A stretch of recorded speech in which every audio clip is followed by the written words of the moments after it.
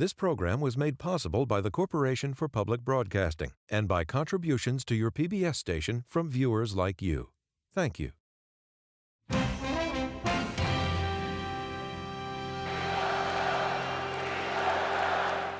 Looking back on 5 decades in politics, Joe, thank you for your historic leadership. a grateful party honors the president. America, I gave my best to you. As he passed the torch to a new generation. Are you ready to elect Kamala Harris and Tim Walz? Tonight, Democrats lay out their vision for America. I need American children on both sides of the track to be okay. And former President Barack Obama speaks to the city that helped launch his political career. Who are you guys excited to see tonight? Obama! It is the second night of the Democratic National Convention.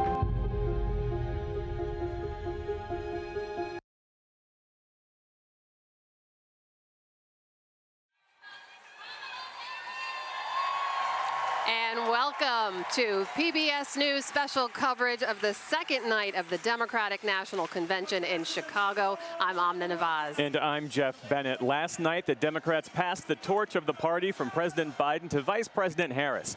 Tonight, the theme is a bold vision for America's future. And the Democrats hope to draw a sharp contrast between the vision of the Harris-Walz ticket and that of the Trump-Vance campaign. The headliners tonight are former President Barack Obama and former First Lady Michelle Obama. Happening right now on the floor behind us is a lot of noise. This is the roll call, the way the Democrats have arranged it right now. It is largely ceremonial, of course, to officially nominate Kamala Harris. We know that both she and Walz were officially nominated back in August 6th in a virtual vote. But what they're doing now is rolling through state by state, territory by territory, with a live DJ. Those are individual songs you're hearing that each state and territory selected as they announce their votes.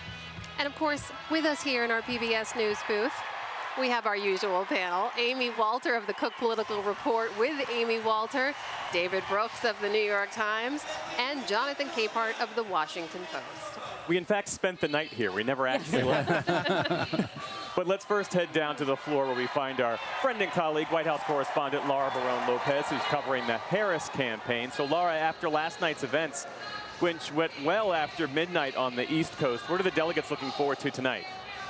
Well, the delegates are looking forward to hearing from the Obamas. Of course, they want to hear more from the other speakers, specifically about abortion rights and reproductive rights, and more of that contrast that you were talking about, Jeff, where Harris and Walz differentiate themselves from the Trump campaign. But they're really excited to hear from Michelle Obama and former President Barack Obama.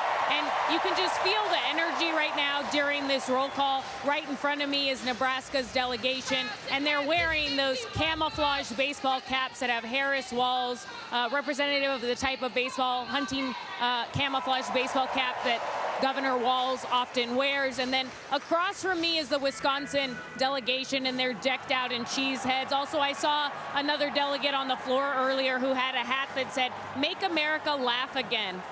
Just really capturing the fact that Democrats are trying to seize on that joy that they've been feeling since Harris took over the top of the ticket, and the fact that they really think that Kamala Harris should embrace who she is, and one of her signature personality traits is that she often likes to laugh and bring joy to what she's doing, and that's something that a lot of delegates have talked to me about tonight, Jeff. All right, Laura Barone-Lopez, we will be checking in with you throughout the night as we keep our eye on this roll call unfolding on the convention floor. Amy, for all of the talk about this passing of the torch, this turning of the page from Joe Biden to Kamala Harris, tonight there's a real passing of the torch. We are really going to abuse this metaphor. Just keep going. Yeah. Once you start, you got to keep going. Yes. But from the Obama era, the Obamas themselves, the most popular Democrats in the country, to Kamala Harris. That's right. And you know, there's been a lot of discussion among Democratic strategists about what coalition is Kamala Harris going to put together. Is it the Biden 2020 coalition, the anti-Trump coalition, or is it going to look a lot more like the Obama coalition, which is, wow. Let's go to the floor because that, I believe, is Little John. I've never been interrupted. All right.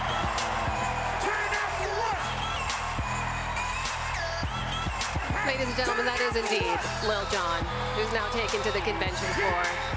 And this arena is absolutely rocking. The delegates and all the folks in the convention have been given wristbands with color-coded LEDs in them. So if you see folks wearing colorful wristbands, that's what that is. So Amy, if you can somehow pick up what you were saying.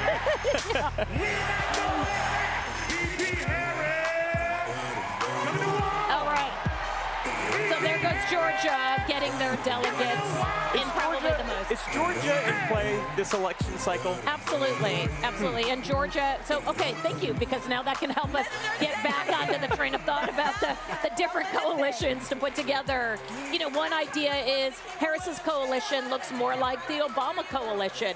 You know, looking back at 2012, one of the highlights of the 2012 election was the fact for the first time ever, Black voters voted at a higher percentage than white voters. So they were, that was the key to Obama's victory in 2012. And that, again, when you talked about passing the torch, can she pick up some of those voters from that Obama coalition? New voters, not just ones who voted for Obama, but especially younger voters who weren't around during the Obama era.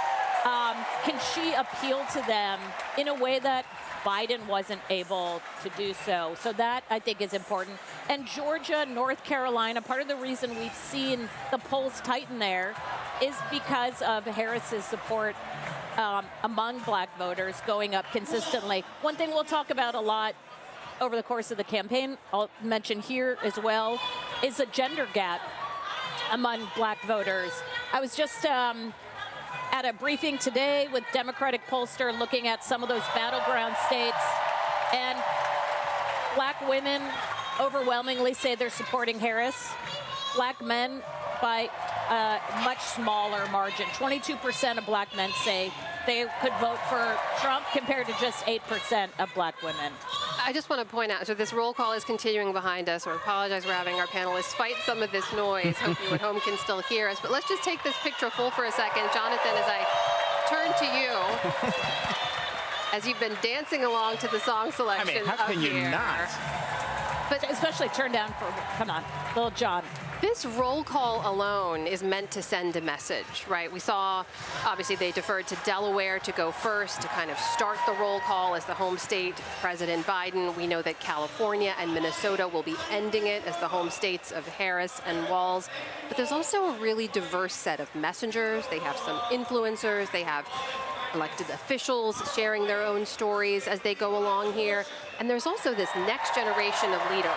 We expect Governors Newsom and Whitmer and Moore and others to be featured in the roll call. What's this message, just in terms of setting the tone for the evening?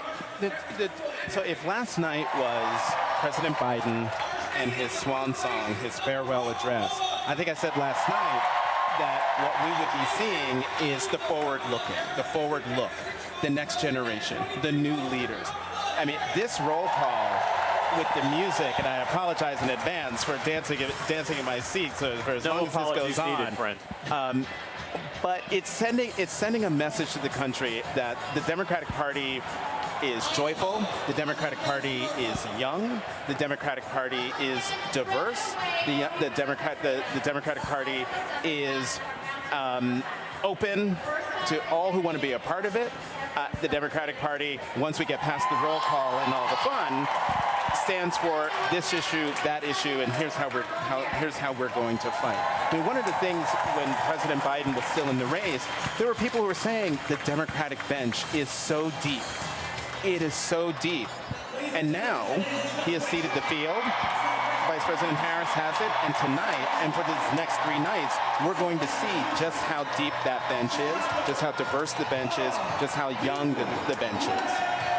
And David, everything that Jonathan just articulated, that speaks to why every 4 years, it strikes me, Democrats have this extra challenge of trying to unify a party of multiple coalitions that don't always agree.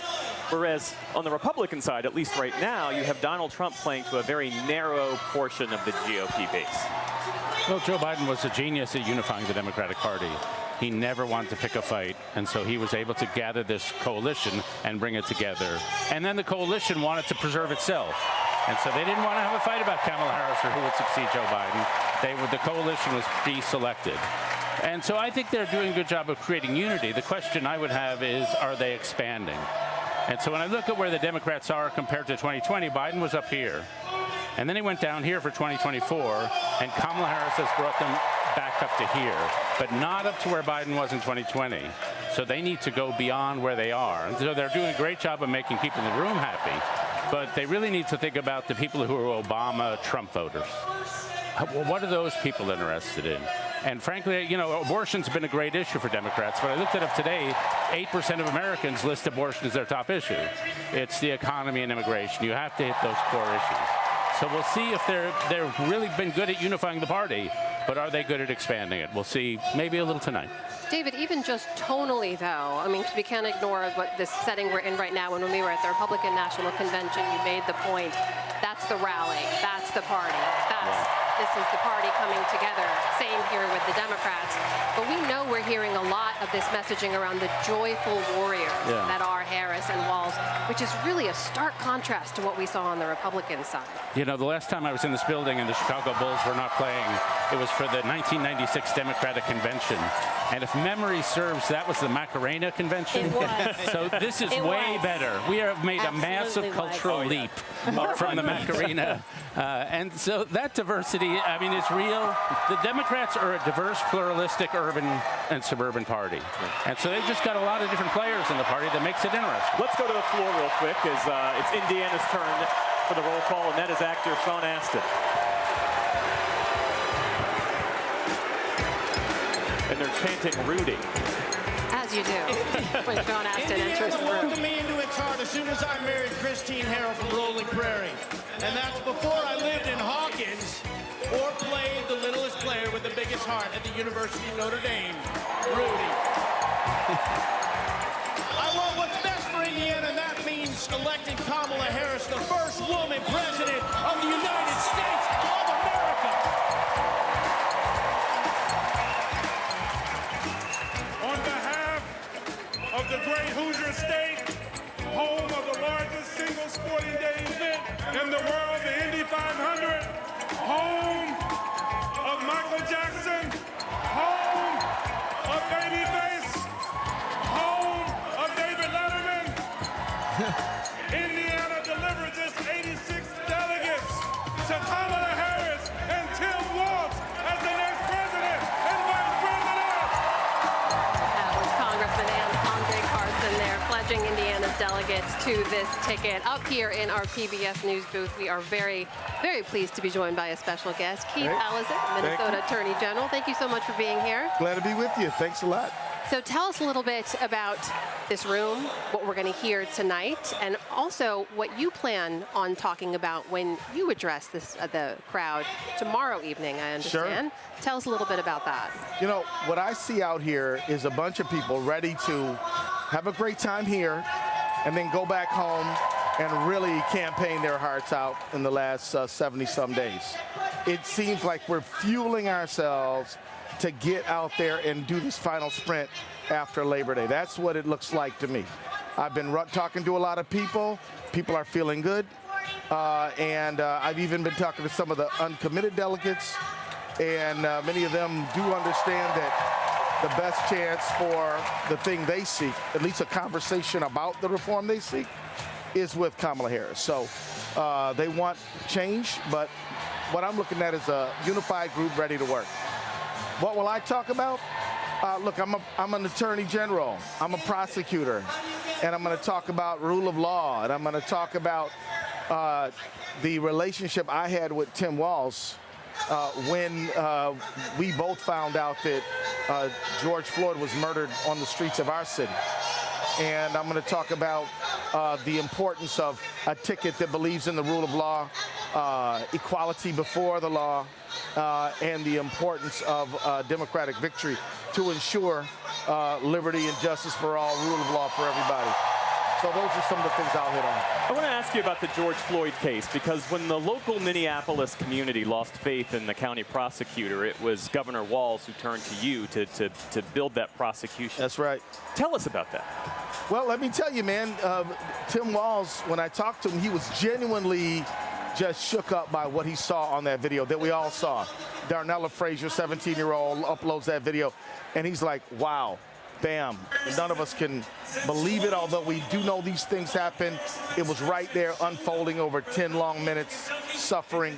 And we came to the conclusion that the right thing to do is to send the case to the Attorney General's office, appoint me special prosecutor, and then move on and try to ensure that people could have confidence in the outcome, whatever it would be. And I didn't know what it was going to be. We need to let 12 jurors figure that out.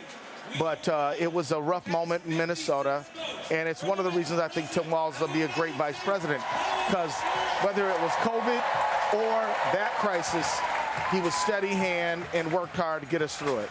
You both were elected to Congress in 2006, is that right? Right, so it is right. Known him for almost 20 years. Yeah. Give us a sense of what informs and inspires his approach to public service. Well, I'd say he's a relatable person. He likes the idea of informality in communication. He doesn't stand on titles. He's not at all haughty. And what he wants you to do is get to the point. People have called him progressive since he passed a lot of good progressive legislation. But I'd call him a pragmatic problem solver. I mean, he's really motivated by the fact that kids in school don't learn well if they're hungry. That parents cannot devote their attention to their family if they don't have some social insurance of earned sick and safe time. That, people should have second chances. I mean, we passed a law that said if you are on probation or parole, you can vote. Joining a lot of states that already do that, but Minnesota said you couldn't vote till you were off probation or parole. And then a major child credit, understanding that it's expensive to raise kids these days and families need a break. So, I mean, that to me, it's not ideology he's moving out of. It's just a pragmatic reality of talking to a lot of people who feel comfortable approaching him. You mentioned meeting with some of the uncommitted delegates. Yeah. We've seen that issue really roil and divide members of the Democratic Party right now. I believe your son is an uncommitted delegate, right? Oh, yeah. Jeremiah? Yeah, he is. Minneapolis city council member? He's my city council member. Okay. Oh, yeah. I want to ask about that. I was going to say, that's a whole different line of inquiry right there. Thanksgiving must be really interesting. But tell me about your conversations with him, but also, this idea that he expresses that this one issue is absolutely going to have an impact on the presidential race, and he says could have a down ballot impact as well. Do you agree with that? Yeah, it certainly could. And that's one reason why I'm encouraging dialogue and conversation. Look, this is reality. You can't look at your phone or look on TV or look on the radio without hearing news from Gaza. And we all know what happened on October 7th. 1,200 people kidnapped and killed by a terrorist act, right? And yet the aftermath, 40,000 people dead, mostly men and women and children, massive displacement. We've got to talk about it. And I'm proud to be a Democrat because we are talking about it. We are listening. There is a robust conversation going on, and we will find our way to the right answer, but only by listening to each other and having voices heard. And there was a meeting yesterday at the McCormick Center, and there was a robust dialogue that was happening, and we need to do more of that, not less. So that's what I think that's going on now. I think that I can't speak for uncommitted because I'm very committed, but I think that if uncommitted delegates know that they can be in a conversation and have a chance to persuade their elected leaders, that's what they're hoping to do. Do you think that conversation is enough, though? Because we know dozens of them have signed basically petitions saying they want to see an arms embargo. They don't want messaging. They want policy change. What's your take on that? My take on that is this. They didn't go to the Republican convention. They didn't not show up here. They didn't vote green. They didn't vote independent. They showed up at the Democratic National Convention to try to persuade people they believe are persuadable. So what that shows me is they have hope. But look, in politics, seldom do you get everything you want when you want it. You've got to work it out, sort it out, and it takes some time. But this is a national conversation going on, and they at least know that the Democratic Party wants the dialogue, that we know they want a policy change, but we know that these things are not simple. But if we can face it, maybe we can fix it, and that is what I think is going on. I'm here not giving anybody any simple answers that I'm sure people want, but I do know that, there's a lot of people feel strongly about this, but we're not afraid of the conversation.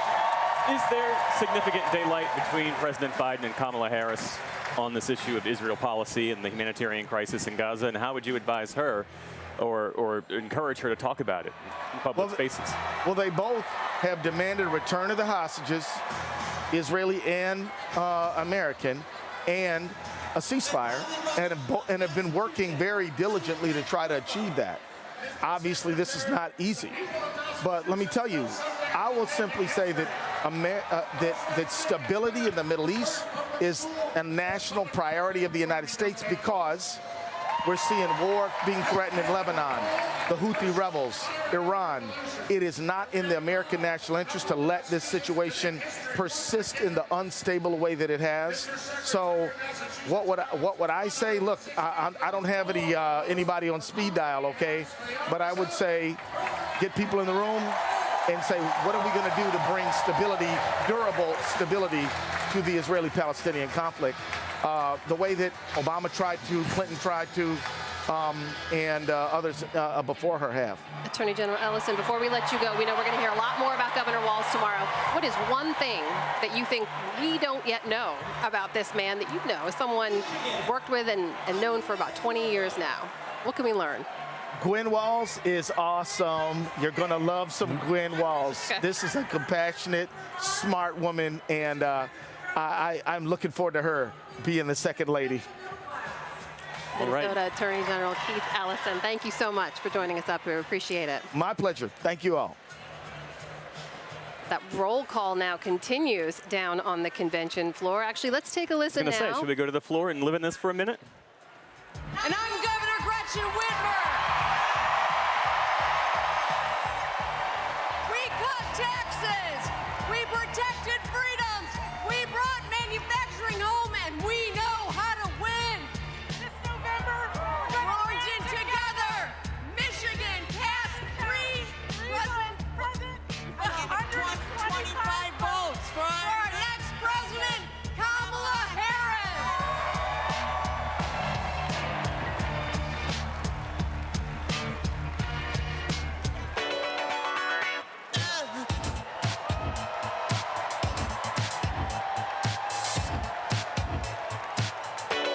Minnesota, how do you cast your vote? Mr. Secretary, the great state of Minnesota, home of Vice President Hubert Humphrey, Vice President Walter Mondale, and the next Vice President of the United States, Tim Walz.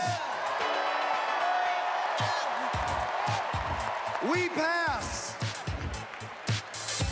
Minnesota passes.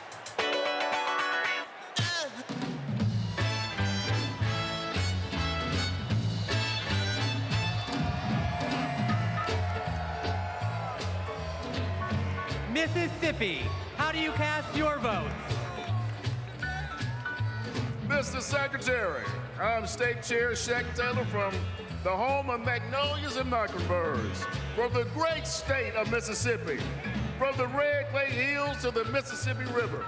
To our Gulf Coast, we're proud of our heroes such as Fannie Lou Hamer and our special guest, Mr. January 6th, the Honorable Benny T. Thompson. With great joy, Mississippi delivers 40 votes for our future president, Ms. Kamala Harris.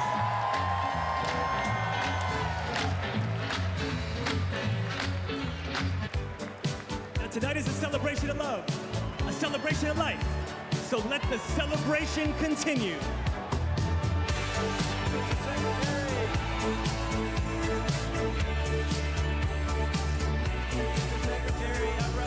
Missouri, how do you cast your vote?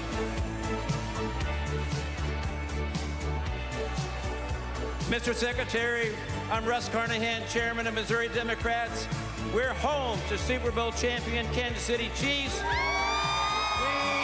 are home to common sense leaders like President Truman, Senators Eagleton, Carnahan, McCaskill, and we will fire Josh Hawley and hire Marine veteran Lucas Coons. Voters will reclaim reproductive freedom. Kamala Harris has sent a lightning bolt of energy and hope across this country, and we proudly cast 2 votes present and 68 votes for Kamala Harris and our Midwestern friend, Tim Walz.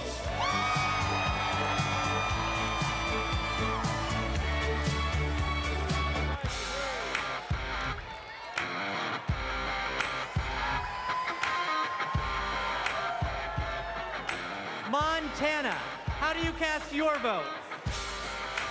We, the delegates of the proud state of Montana, on behalf of Big Sky Country, the last best place in these United States, I'm grateful for the beauty of our land and determined to protect it for future generations. We who sent the first woman to Congress proudly cast our 24 delegate votes to send the first woman to the White House, Kamala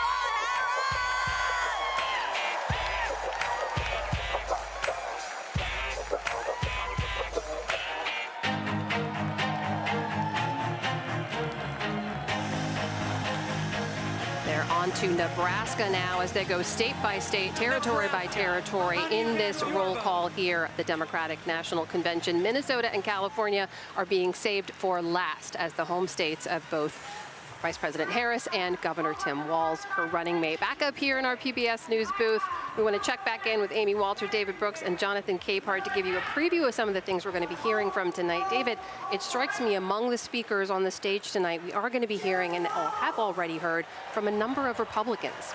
They're being featured on that stage tonight, and we've talked about this before, but this idea that this ticket and this party wants to say you don't have to be a Democrat to support this ticket. What do you make of the way they're making that argument so far? So far, we'll see. I mean, obviously, there are a lot of never-Trumpers. Donald Trump expelled a lot of suburban, pretty well-educated voters who would always consider themselves Republican, and they're looking around. And some of them have switched all the way over. Some of them found it a little easier to go with Joe Biden because he seems to be, in 2020, the most moderate. Will they feel the same way about Kamala Harris? I'm a little more skeptical than I was of Joe Biden, but it's entirely possible. And so you can't get votes unless you ask, so they're asking. Good for them. What about that, Jonathan, the Harris-Walz attempt to reach out to these disaffected Republicans? The risk there is that you can sometimes alienate the base and the voters that Democrats, say that they always need, the 2020 winning coalition that delivered Joe Biden the White House. The base is here. The base is fine.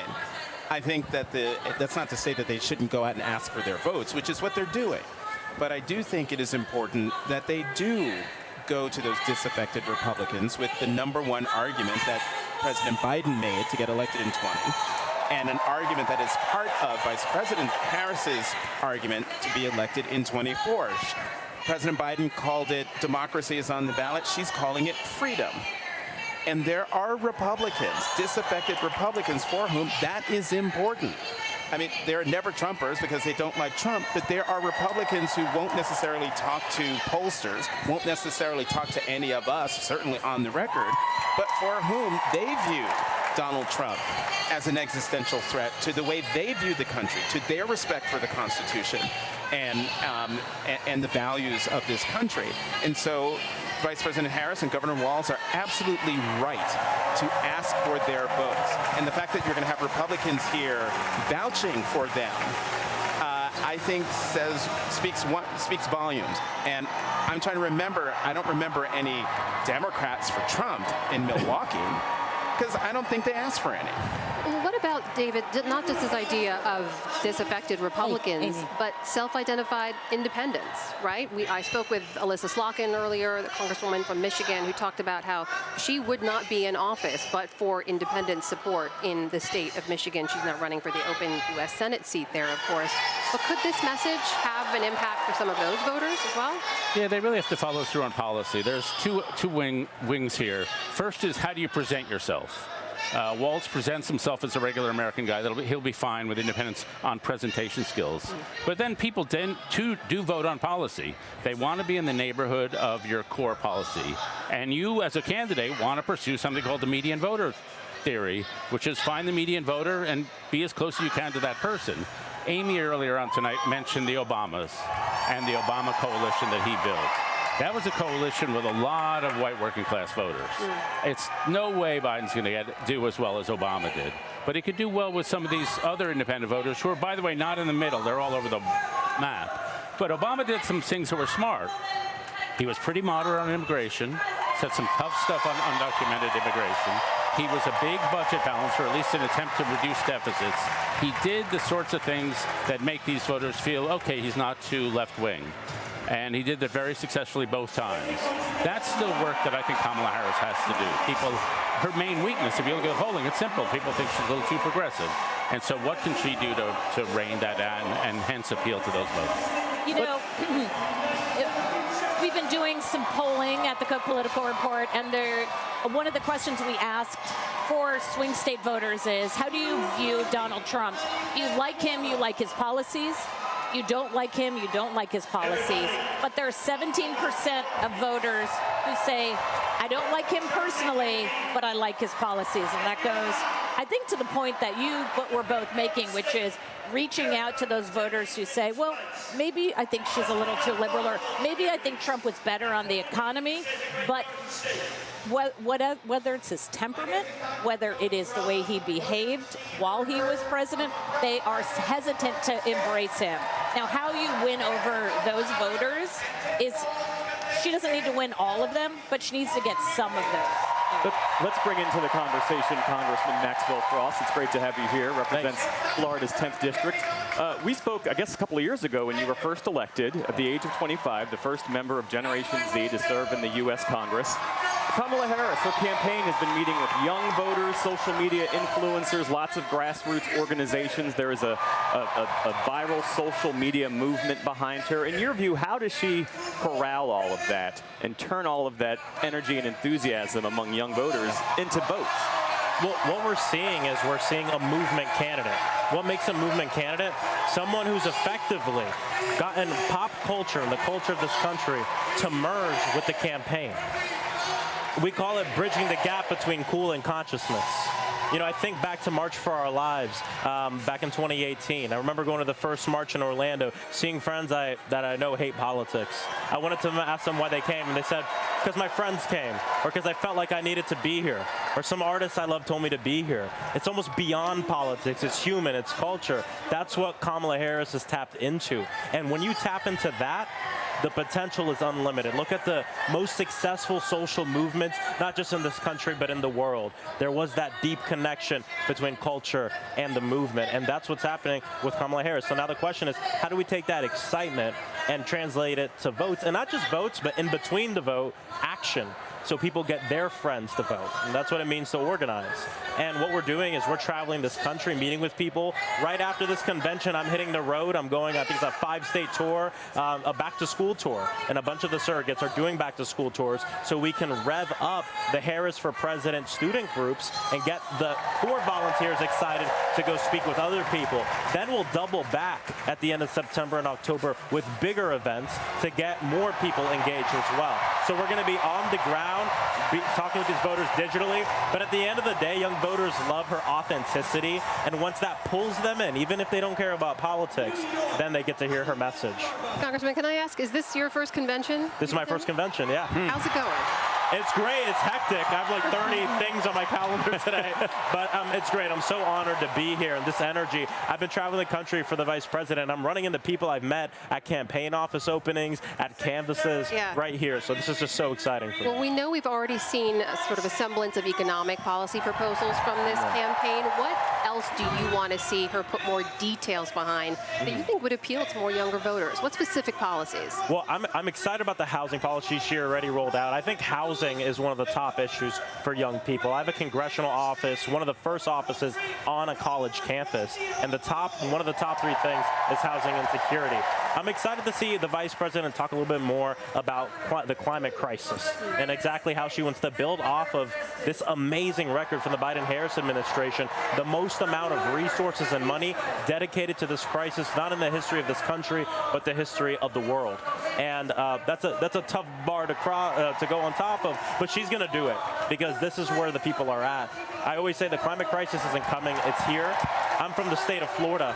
We experience it every day now with the extreme heat going on, these hurricanes that are lasting longer, killing more people. I have conservatives that are business owners along the coast who have contacted me and climate groups to say, I haven't been on board before, but now I am, because it's hurting the bottom line because of the rising sea temperatures and what that means for businesses and small businesses. So I'm really excited about the future of this campaign, but the vice president is going to be building off of this amazing record that she has with the president. You have your roots in organizing, as you mentioned, as the former organizer for March for Our Lives. Give us a sense of the difference just in this past month in terms of the momentum, the energy, enthusiasm that you've seen with Kamala Harris atop the ticket.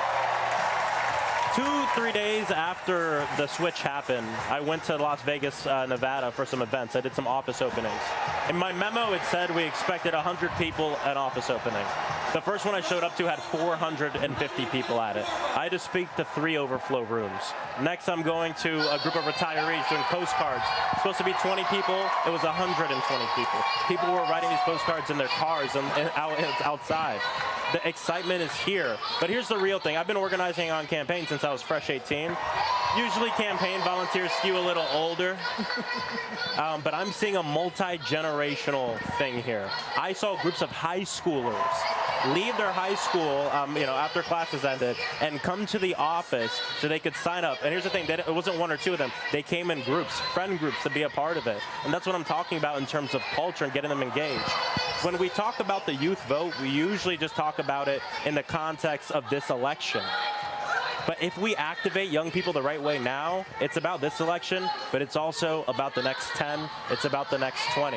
Older voters who don't vote, which isn't a huge pot of folks, it wasn't a thing that started recently for them. They haven't been voting their entire life. Now's the time to activate the voters of the future. And that's why this is so important. It's about this election, but it's about the next 10, 20, 30 years. Congressman Maxwell Frost from Florida, thank you so much for being here. Appreciate your time. Appreciate it. Thank you. Yeah, always great to speak with you. All right, that roll call is continuing down on the convention floor. Let's take a listen in now. President and Vice President of the United States of America, let's go!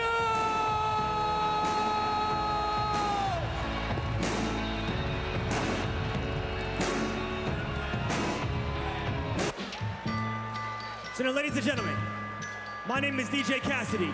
This is the DNC roll call, and tonight, your voice is the future.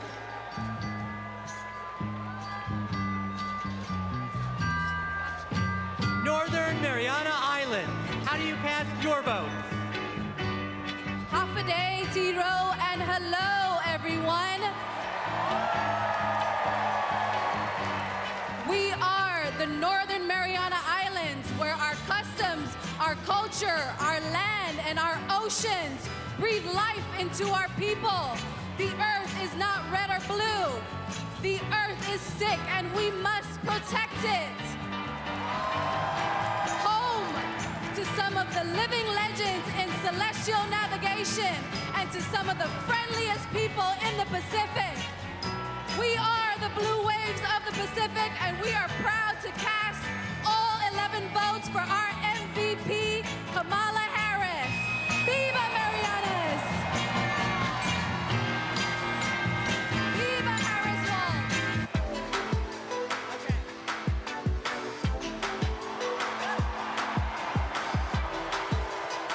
Ohio, how do you cast your vote?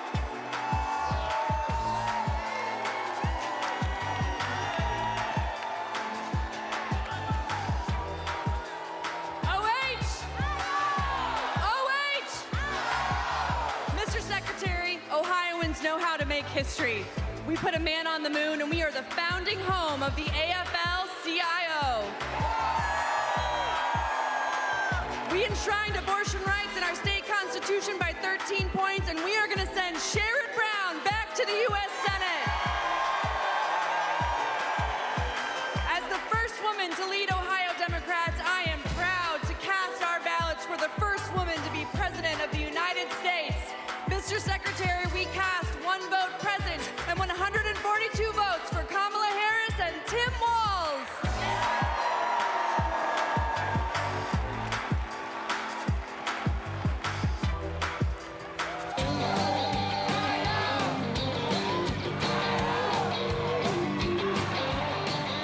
Oklahoma, how do you cast your vote?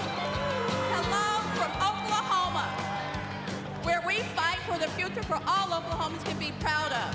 The future where working families thrive, our diversity is our strength, and our values like freedom, equality, and opportunity puts us ahead and makes Oklahoma proud.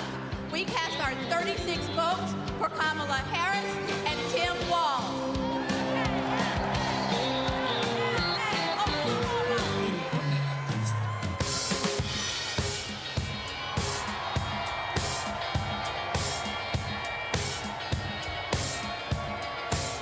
Oregon, how do you cast your vote?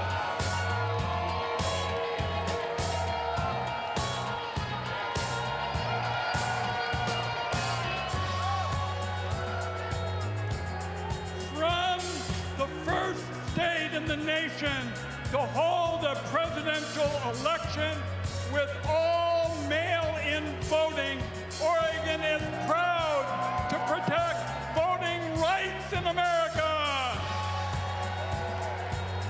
And hailing from the heart of the beautiful Pacific Northwest, Oregon protects our planet and fights for LGBTQ equality.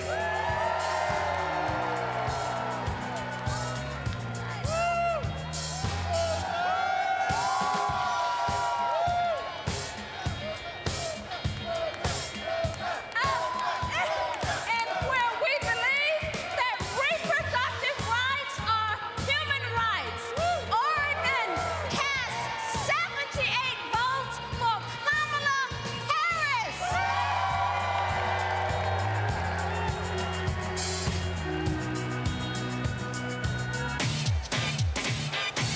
Party people in the place to be. We're now passing the mic at the DNC. It goes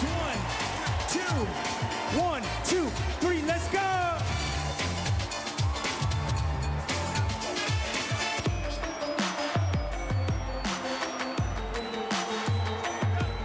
The Commonwealth of Pennsylvania, how do you cast your vote? Let's go, Pennsylvania, let's go!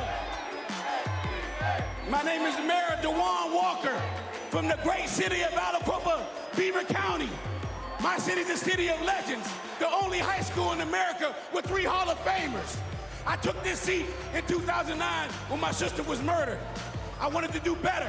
15 years she's been gone. 12 years this city has been under my watch. I'm grateful for the opportunity to lead my city.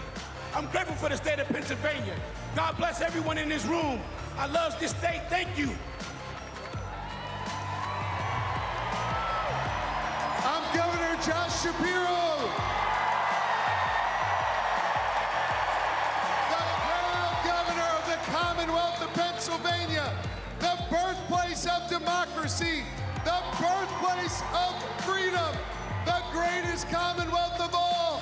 And together, Pennsylvania cast 178 votes for the next Madam President of the United States, Kamala Harris, and Vice President Tim Walz.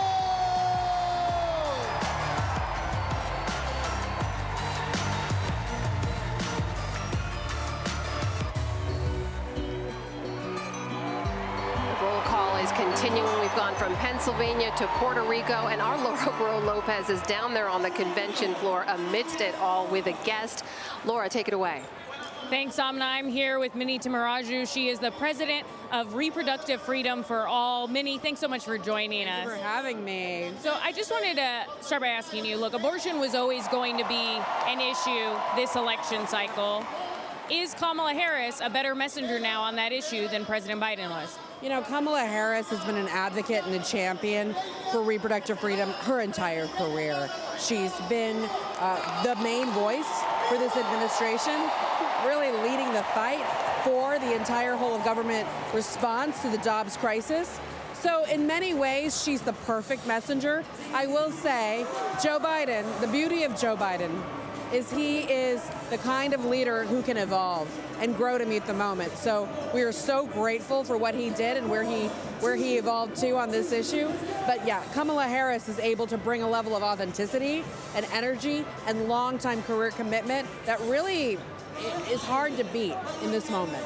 Last night we heard from some women who have dealt with directly with the impact of abortion restrictions in their states. Tell us a little bit about what you've been hearing in the years since Dobbs, and also, you know, do you think that it is still just as salient this election cycle as it was for some voters in 2022? So the women you heard from last night, they're heroes. Nobody should have to come to an arena like this and tell the story of their childhood rape. Nobody should have to come here and tell America about how they almost died trying to have a family. So these stories, they're just a handful of the hundreds of stories of women who you'll never meet, who've suffered since Dobbs, this humanitarian crisis post-Dobbs of lack of access to reproductive care. The thing about the salience issue is the longer the bans are in place, the more of these horror stories Americans hear, the stronger the issue becomes. People are so ready to end this crisis, and that includes the majority of independents and many Republicans. It's how we've been winning in these battleground states with these ballot referendums. You can't win without a crossover vote. So we think this is going to be the #1 persuasion issue in this country, and it will be the most important issue on many folks' minds connected to a need for a fundamental freedom to be restored to them in this country, and for government to stay out of our business when we're making personal health care decisions. Are there any voters that you've been surprised that have come and spoken to Reproductive Freedom for All and said that this is the issue that changed their mind? Voters that people wouldn't necessarily consider abortion rights or reproductive rights being their top issue? So in Arizona, my team's been on the ground knocking on doors for the ballot measure and for candidates like Ruben Gallego, and they've been in really tough turf, Latino Catholic turf, in the suburbs of Phoenix. And everyone they've talked to said, I might feel a certain way about abortion in my own life, but I absolutely want us to have that fundamental freedom to decide if, when, and how to have a family. And I do not want that taken away from my mothers, my sisters, my daughters. We're seeing more and more men in this fight too, and that's really promising because we honestly can't win without the broad coalition, and men have to be part of that. Minnie Tamaraju, thank you so much for your time. Amna and Jeff, you heard there that abortion is still, as Minnie says, going to be one of the biggest mobilizing factors for Democrats this election cycle. Laura Barone, thanks as always. So as this roll call winds its way to South Dakota, Amy, picking up on what they were talking about, look, every time reproductive rights has been on the ballot since the Supreme Court overturned Roe, anti-abortion activists and Republicans have lost. And this issue will be on the ballot in Colorado, Florida, Maryland, Nevada, New York, and South Dakota. And there are other states potentially that could add similar measures. How might this move the needle in a close race? I think the fact that it is a part of the conversation that's happening, that alone is beneficial for Democrats. Look, if, every campaign wants to fight on the turf that's friendliest to it. If the fight is about, and we're in a state where they're talking a lot about this issue, that's the kind of place that's the kind of a conversation that benefits Democrats, I would argue, all the way down the ballot, not just at the presidential level. But there's a reason that Harris doesn't really talk about abortion per se. It's the word freedom that she's been spending a lot of time on. And it kind of goes to the point that the Arizona director was having with Laura on the floor there, that there are so many voters who say, look, abortion to them is a very personal decision. And what I would hear the same thing in focus groups. People who would say, well, I personally am pro-life, but I didn't think that the government would go kind of this far on that issue. And so this idea of giving, it's not necessarily the issue of abortion, it is this idea of freedoms being rolled back, of rights that were once considered sacrosanct no longer being there. And so I think that's how you're going to hear the Harris campaign talk about it, which will be a little bit different than how the Arizona director is going to talk about that issue specifically in her state. Yeah. David, to that point, we have seen this sort of reframing of the language with the Harris Walz ticket, taking the idea that President Biden had been running on about democracy being at stake here, but reframing it to focus more on this word freedom, right? Freedom for reproductive rights and access, freedom to vote and have access to the ballot box as well.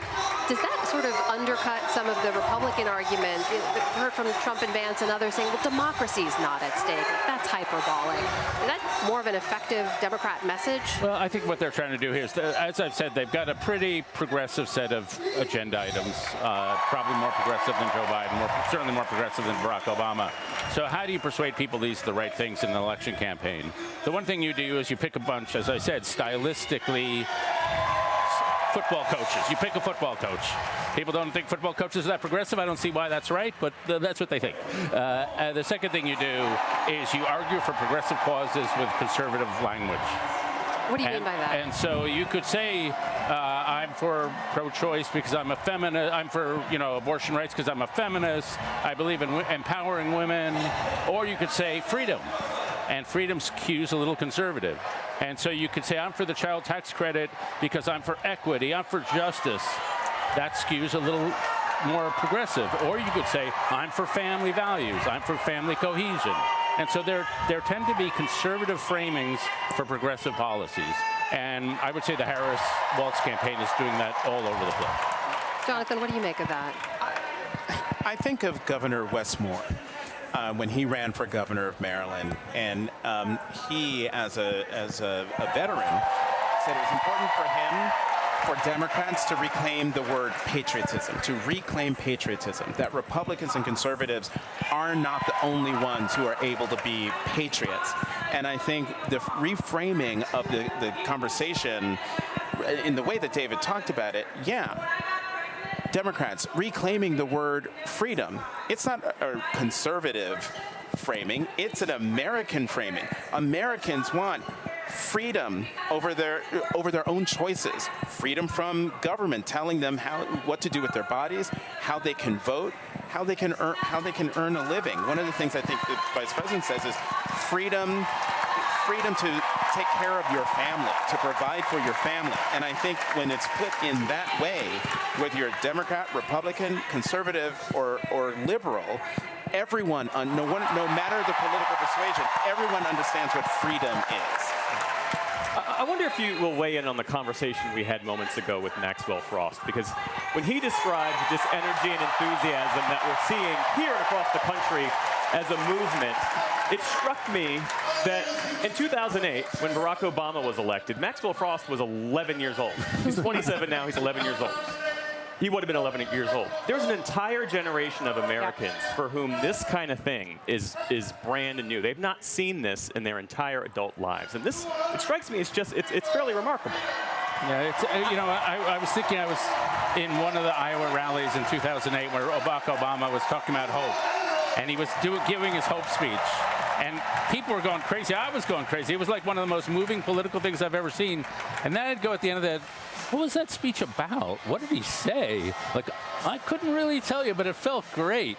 And the Obama 08 campaign proved you can get a long way on chemistry, on a certain projection of the future.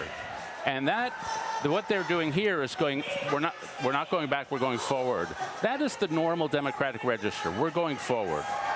Trump is Make America Great Again. He's looking back. And so when they get in a forward register, you don't even have to define the future all that much. People can really get swept up in it. It always used to bug me that Obama would say he was prouder of his 2012 campaign, which was sort of like trench warfare, than he was of the 08 campaign. I thought the 08 campaign one of the most fun things I've covered. You know, this is mostly about this point, though. The larger point here is about campaigning in poetry and governing in prose, right, which is exactly what the Republicans are doing. Yeah, you should have a little prose, probably, but maybe I cut you off. About the difference in the generations, right? He was 11. Millennials were at where he sits right now. They were that generation that was so open and so thirsting for and actually receptive to what a lot of people would say was like corny hope. Well, you should be more cynical. You should be more discerning. There was less of that. This generation, and quite frankly, a lot of the millennials since then, have only seen a pretty bleak set of circumstances between, during that campaign. Of course, you have the financial crisis. We have COVID, and we have January 6th. Right, so much of what politics and institutionalism has meant for this group of younger voters, there's a reason for them to be cynical. And like when those first coconut memes came up with Kamala Harris that I did not understand, and I had to ask a young Gen Zer what they mean, and she showed them to me. And I said, well, I don't understand. Are you guys making fun of her with this meme? Or are you, like, praising her? And she's like, well, it's kind of both.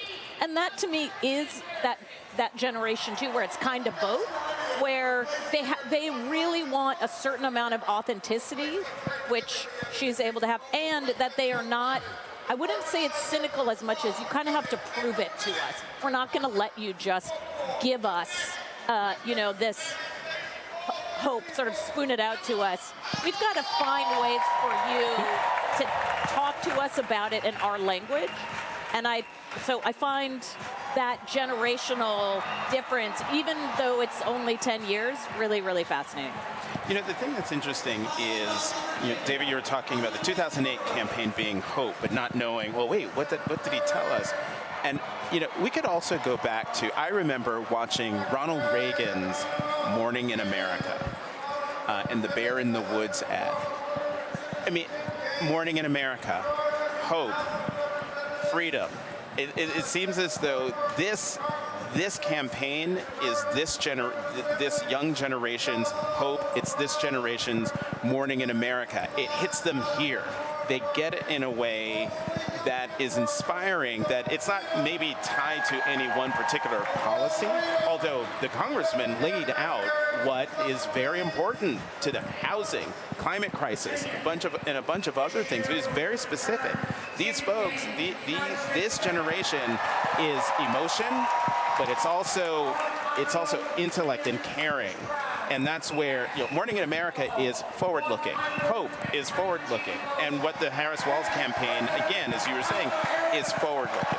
Does that also explain why for years the Biden White House had always said, we have these policies that are popular, but President Biden himself is underwater in terms of polling, because he didn't have that same sort of visceral connection that you're talking about with the American public? I mean, that very well might be. That also might explain, because as I've been here, I've been asking Democrats who've been on the ground, please tell me what it was like on July 20th and then on July 21st, 22nd, 23rd, if I'm getting the date right, when President Biden withdrew from the campaign. And they all talk about it being a light switch going up, that immediate. And they've never seen anything like it. And it could just be everything that we're talking about around the table. They've been given a reason to be excited, even though so far the vice president hasn't put any daylight between her and the man she's replaced. All right, we're going to take a short break for our PBS stations. We'll be right back with continued live coverage of the Democratic National Convention. Don't go anywhere.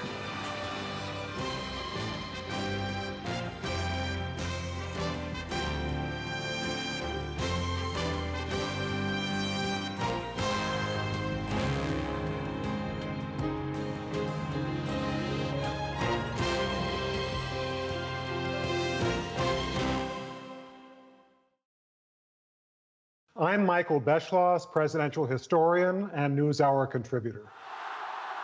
Democratic Convention 2016, Philadelphia. Hillary Clinton and Bernie Sanders had duked it out throughout a very long and oftentimes bitter campaign. Finally, Bernie Sanders was willing to support Hillary Clinton. He finally spoke on Clinton's behalf very briefly at the end of that roll call. And I move that Hillary Clinton be selected as the nominee of the Democratic Party for President of the United States. But the big question was, how enthusiastic would his supporters be? Through the convention, we saw little moments that suggested that there were an awful lot of Sanders people who might not be very enthusiastic about voting for Hillary Clinton that fall. And welcome back. You're watching PBS News live coverage of the second night of the Democratic National Convention. I'm Amna Nawaz. And I'm Jeff Bennett. Coming up, we'll hear speeches from former President Barack Obama and former First Lady Michelle Obama. But first, the roll call continues. It's winding its way to Minnesota and California, the home states of Minnesota Governor Tim Walz and Vice President Kamala Harris. Ladies and gentlemen, my name is DJ Cassidy. Now, are you ready?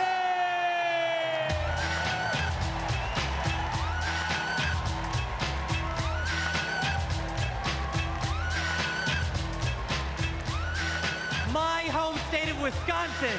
How do you cast your vote? Thank you, Badger Jason Ray, for all your good work. As a proud governor of the great state of Wisconsin, we're home of the Green Bay Packers. We're home of the Wisconsin Badgers.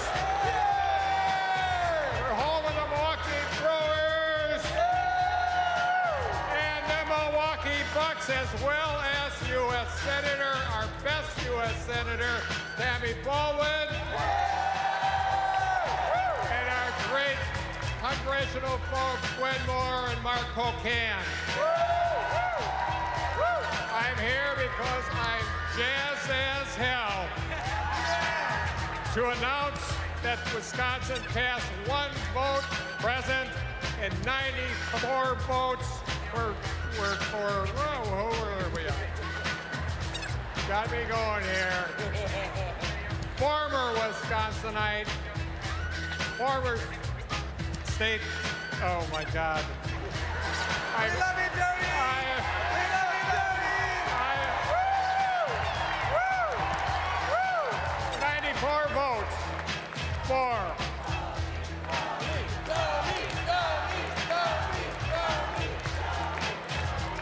I'll get there, Jason, I'll get there. 94 votes for former Wisconsinite, Vice President, and our next President of the United States of America, Kamala Harris.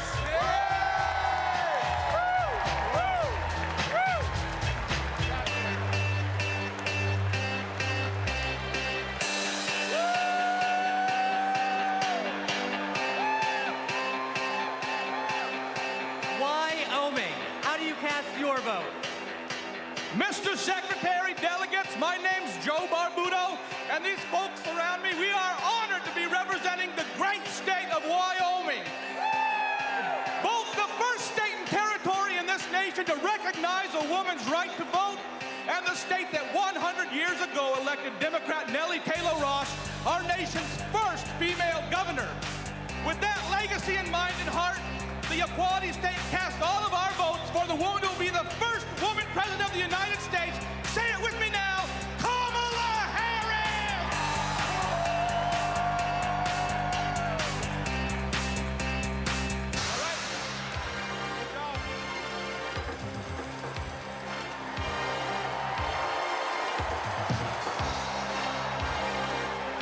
The great state of Minnesota. How do you cast your vote? Hello, Minnesota! My name is Hans Storvik, and Tim Walz was my neighbor, coach, and favorite teacher. We were excited to go to his classroom every day. If you've ever been in high school, you know that can be rare. He opened our eyes to the world. He taught us how to talk about global issues with respect, curiosity, and kindness, even and especially when we disagreed. But he wasn't just a great teacher. He was also a great neighbor and friend. In fact, when he was in the midst of a budget battle as governor of our state, he still found time to attend my brother's funeral. Mr. Walz means the world to my family. He's always been there for us, and that's how I know he'll always be there for you as vice president.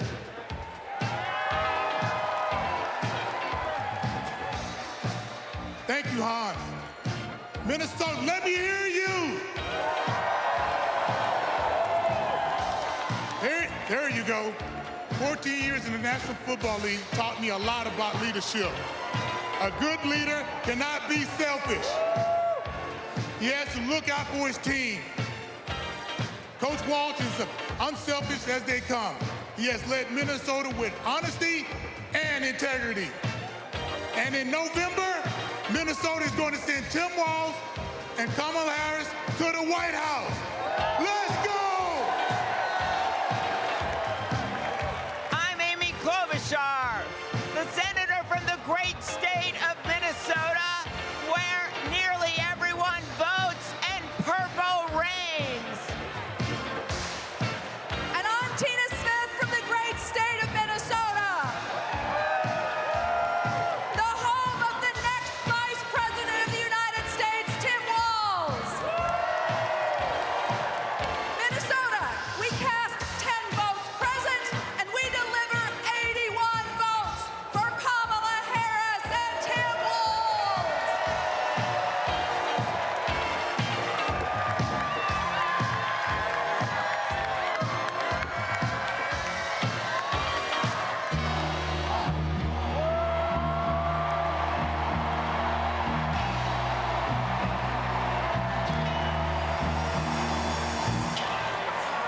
The great state of California. How do you cast your vote? My name's Governor Gavin Newsom from the great state of Nancy Pelosi. I come from a state like our nation of dreamers, of doers, of entrepreneurs, of innovators that prides itself on being on the leading and cutting edge of new ideas. California is the most diverse state in the world's most diverse democracy. And we pride ourselves on our ability to live together and advance together and prosper together across every conceivable and imaginable difference. But the thing we pride ourselves most on is that we believe the future happens in California first.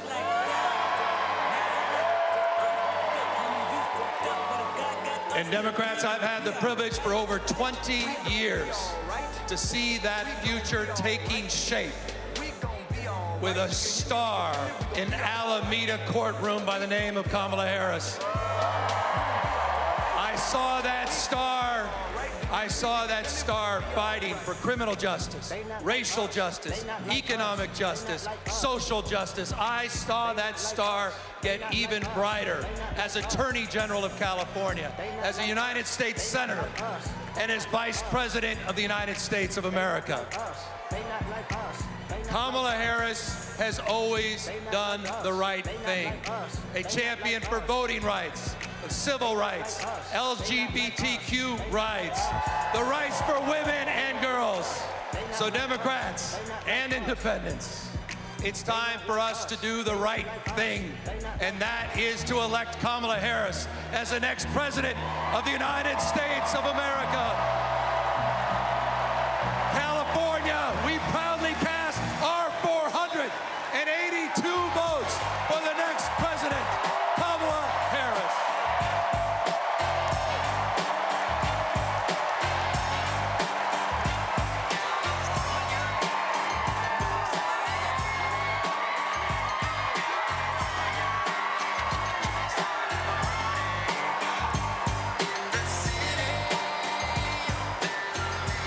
Thank you to everyone who participated in our celebratory roll So call. the roll call here has Delegate, ceremonially now, because this had already been made official, nominated Vice President Kamala Harris and Minnesota Governor Tim Walz as the party's nominee for president. As the Democratic nominee for President of the United States.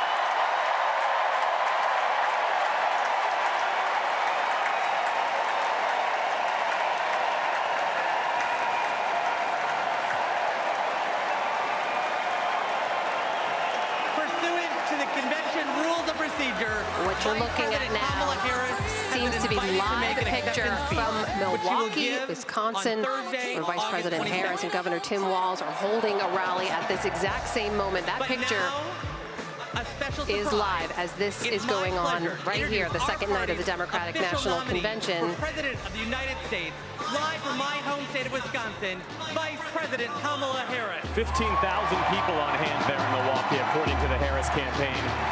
So effectively, the Harris campaign is drawing simultaneous crowds, one here in Chicago at the United Center and another there in Milwaukee. Let's hear what the Vice President has to say.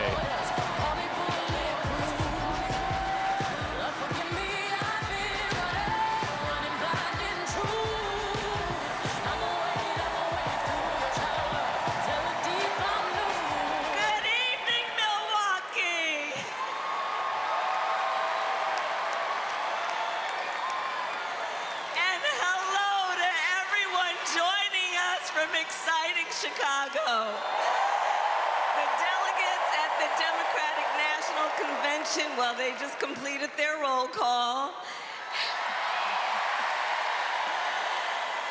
And they have nominated Coach Walz and me to be the next Vice President and President of the United States of America.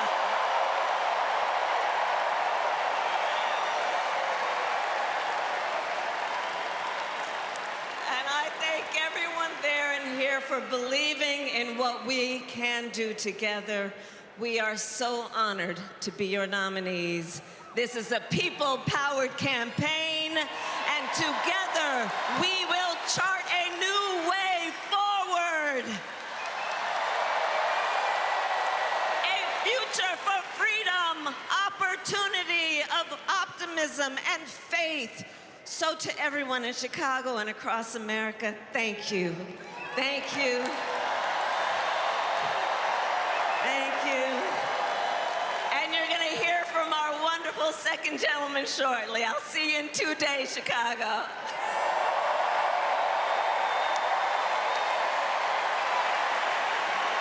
The Democratic nominee Kamala Harris speaking to supporters there. That's at the Fiserv Arena where the RNC was held just last month.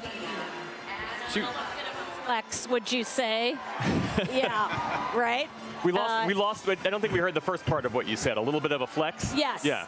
To not only show that this stadium is full, but the stadium where Donald Trump was nominated is also full.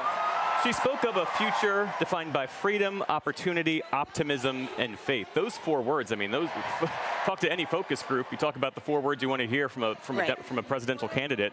Strikes me that those would be the 4 words. Well, and we'd been talking at the table a few minutes earlier about the word freedom, which, as you noticed, was plastered all over the stadium. You know, one other thing that I found really interesting in polling that we did a couple weeks ago, we asked voters, you know, a series of questions about who they thought would do a better job on certain issues. When we asked voters, though, who made them feel safe, Trump and Harris were tied on that issue. And I think if you think about safety in the way that Donald Trump and Republicans think about safety, it's the border, it's crime, right? Who's going to do better on those issues? I think what Harris is leaning into, and part of the reason I think she's getting some benefit on that, this idea of safety, it's like the freedom thing. Safety from what? Safety from gun violence, safety for women, right? And feeling safe from chaos. And I think that it's sort of this, again, we're going to be talking a lot about language, but I think that is also what some of this messaging is. If Trump wants to do the campaign much like he did in Milwaukee, make this about who's the strongest, and by strong meaning who's going to stand up to the people who are committing crimes, people crossing the border illegally, that does get him some benefit. But Harris gets a benefit on getting what other people's security, what security means to them, that goes beyond just those 2 things. I just want to point out on the stage right now is Ana Navarro, who is, of course, a former Republican strategist and one of the hosts of the daytime talk show, The View. She is one of the sort of billed as a celebrity host for primetime portion of this evening and among the Republicans that we know will be featured on the stage here tonight. But Jonathan, it does strike me, as we watch these proceedings unfold here, we have now seen Vice President Harris on both the first night of the National Convention. Of course, she was here to welcome in President Joe Biden to sit here as he delivered his remarks as well. She's now beamed in on the second night of the convention. I remember back at the Republican convention when we were saying Donald Trump has appeared here every single night, and that's unusual. Looks like Democrats are kind of going by the same playbook here.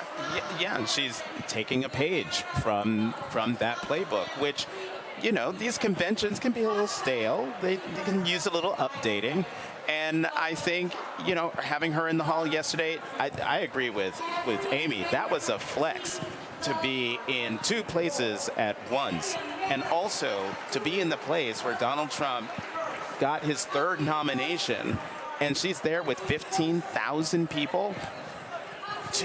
Basically two giant rallies at the same time. I think, you know, do we know she's going to be here tomorrow?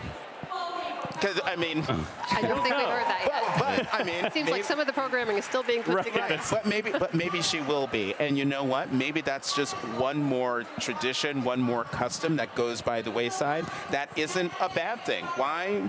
If she wants to be here, why shouldn't she be here? The moment Trump came in the first night, I was like, he's going to be here every night because he can't resist. But you know what? That actually unified that convention for those folks. Abraham Lincoln never went to his convention. I'd just like to point that out. He also didn't like memes, apparently, I'm told. Hated memes. Yeah.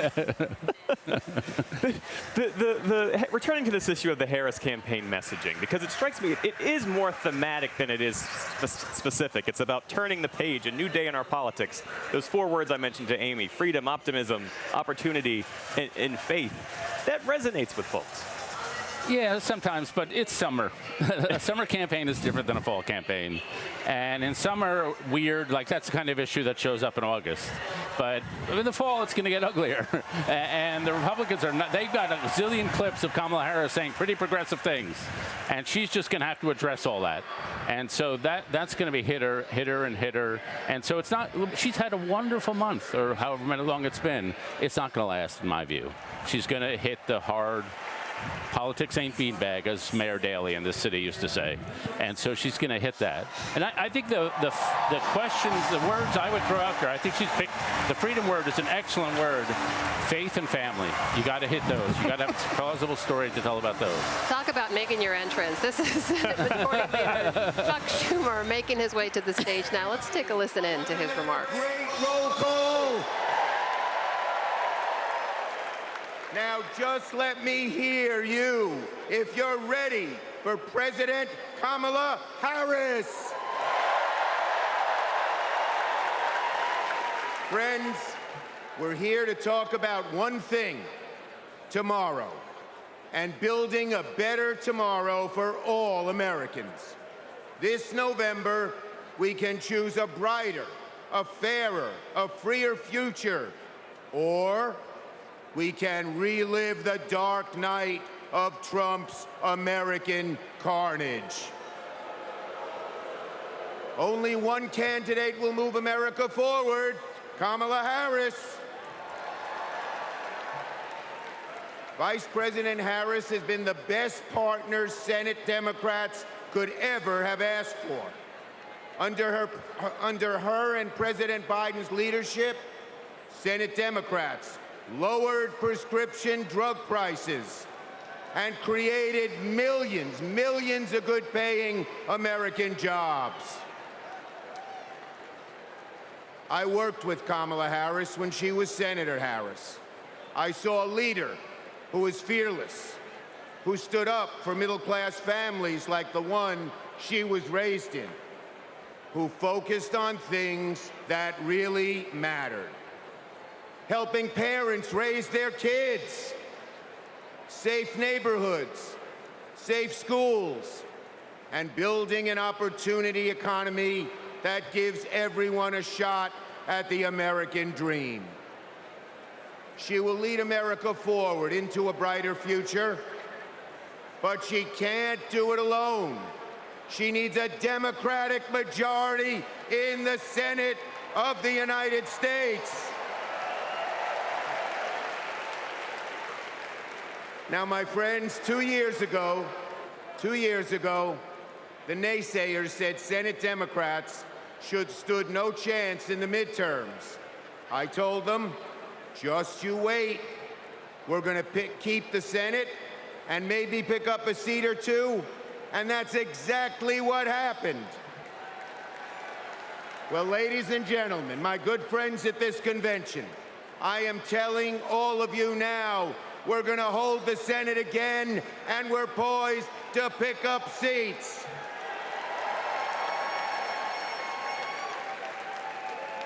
A Democratic majority to create good-paying jobs and lower costs, to defend a woman's right to choose, to deliver for communities back home.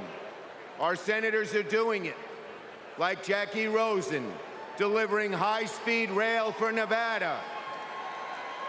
John Tester, bringing high-tech jobs to Montana. And Bobby Casey and Sherrod Brown and Tammy Baldwin and Martin Heinrich fixing bridges in Pennsylvania and Ohio and Wisconsin and New Mexico. We also have amazing candidates. Ruben Gallego, Angela Alsobrooks, Andy Kim, Alyssa Slotkin, Lisa Blunt, Rochester, Colin Allred, Debbie Mucarsel-Powell. And folks, listen to this. More than half of our candidates are candidates of color. We're making the Senate look like America. Now let's compare that with Senate Republicans. Senate Republicans pretend to care about middle-class families, but they voted no on expanding the child tax credit, and J.D. Vance didn't even show up to vote. Senate Republicans pretend to care about the border, but they voted no on the strongest border bill in a decade. Republicans tend to care about freedom, but they voted no on a woman's right to choose. No to safeguard IVF. No to birth control. That is just a taste of their extreme agenda. Is that what we want for America? Do we want a Republican Senate that assaults reproductive freedoms? Do we want a Republican Senate that cuts taxes for the rich, rigs the game for big oil and big pharma? Well, folks, the choice is ours. Now, let me close on a personal note. As the highest-ranking Jewish elected official in American history, I want my grandkids and all grandkids to never, never face discrimination because of who they are. But Donald Trump, this is a guy who peddles anti-Semitic stereotypes. He even invited a white supremacist to Mar-a-Lago. And unfortunately, his prejudice goes in all directions. He fuels Islamophobia and issued a Muslim ban as president. Tonight, folks, I am wearing this blue square to stand up to anti-Semitism, to stand up to all hate. Our children, our grandchildren, no matter their race, no matter their creed, their gender or family, deserve better than Donald Trump's American carnage. So, are you ready to make sure Donald Trump never, ever gets near the White House again? So let's elect Kamala Harris, Tim Walz, and a Democratic majority in the Senate, and keep the torch of freedom burning bright for generations to come. On to victory in November.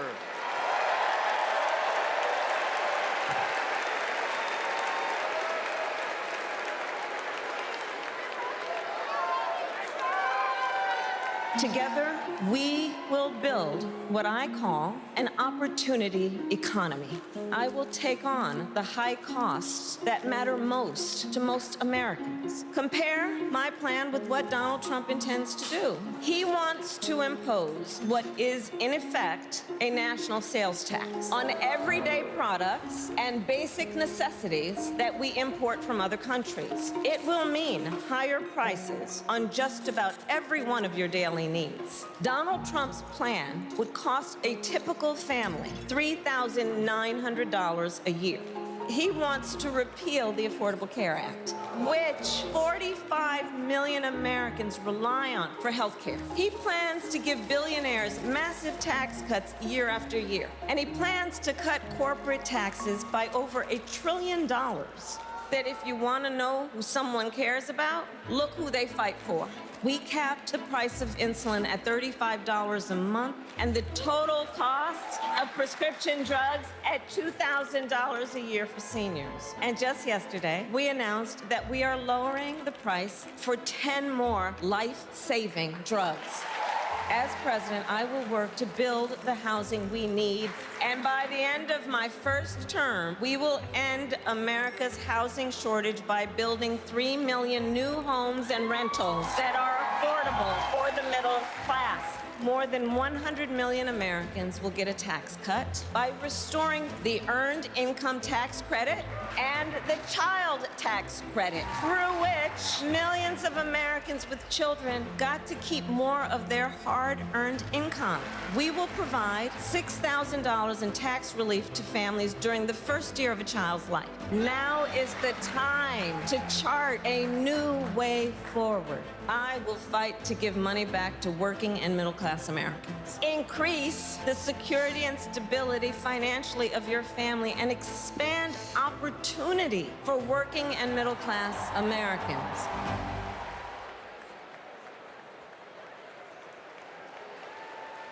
Please welcome Vermont Senator Bernie Sanders.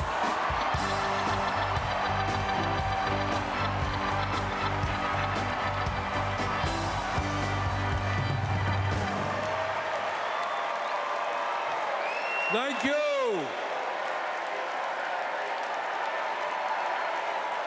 Thank you. My fellow Americans, it is an honor. It is an honor to be with you tonight because we're laying the groundwork for Kamala Harris to become our next president. And let me tell you why that is so important. I want you all to remember where we were 3.5 years ago. We were in the midst of the worst public health crisis in 100 years and the worst economic downturn since the Great Depression. 3,000 Americans were dying every day, and our hospitals were overwhelmed with COVID patients. All across the country, businesses were shutting down. Unemployment was soaring. Workers were losing their health insurance. Schools were closing. State and city budgets were running out of money. People were being evicted from their homes. Children in America were going hungry. That was the reality the Biden-Harris administration faced as they entered the Oval Office. A nation suffering, a nation frightened, and people looking to their government for support. And within 2 months of taking office, our government did respond.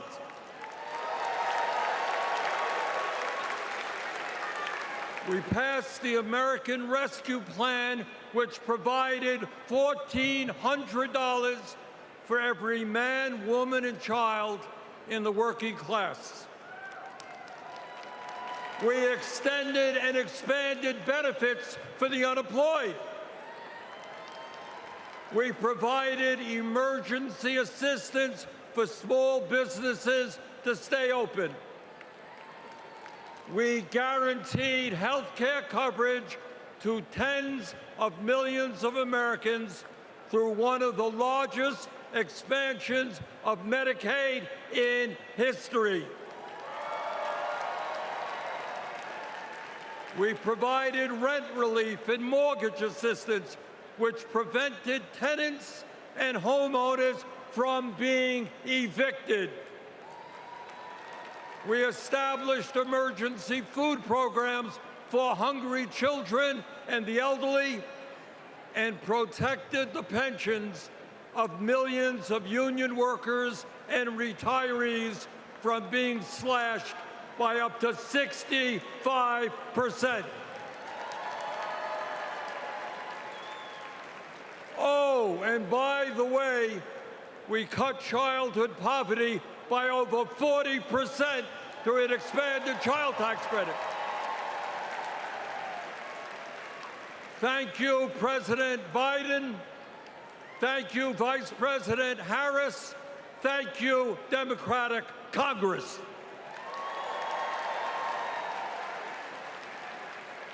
Now, I say all of this not to relive that difficult moment, but to make one simple point. When the political will is there, government can effectively deliver for the people of our country. And now we need to summon that will again, because too many of our fellow Americans are struggling every day to just get by, to put food on the table, to pay the rent, and to get the health care they need. Brothers and sisters, bottom line, we need an economy that works for all of us, not just the billionaire class.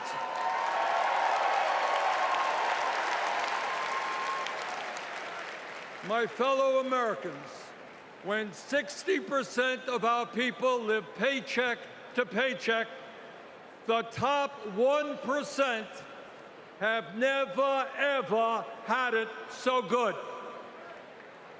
And these oligarchs tell us we shouldn't tax the rich. The oligarchs tell us we shouldn't take on price gouging. We shouldn't expand Medicare to cover dental, hearing, and vision. And we shouldn't increase Social Security benefits for struggling seniors. Well, I've got some bad news for them.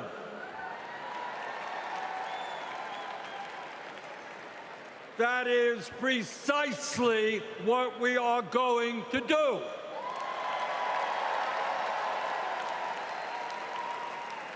And we're going to win this struggle because this is precisely what the American people want from their government.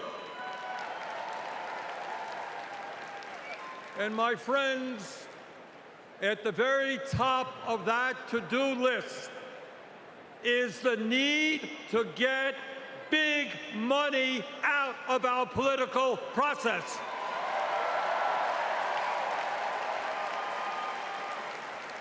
Billionaires in both parties should not be able to buy elections including primary elections.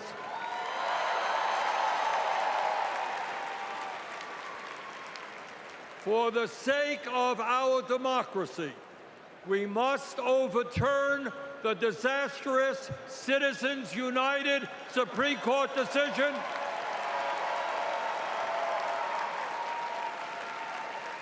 and move toward public funding of elections. And let me tell you what else we must do.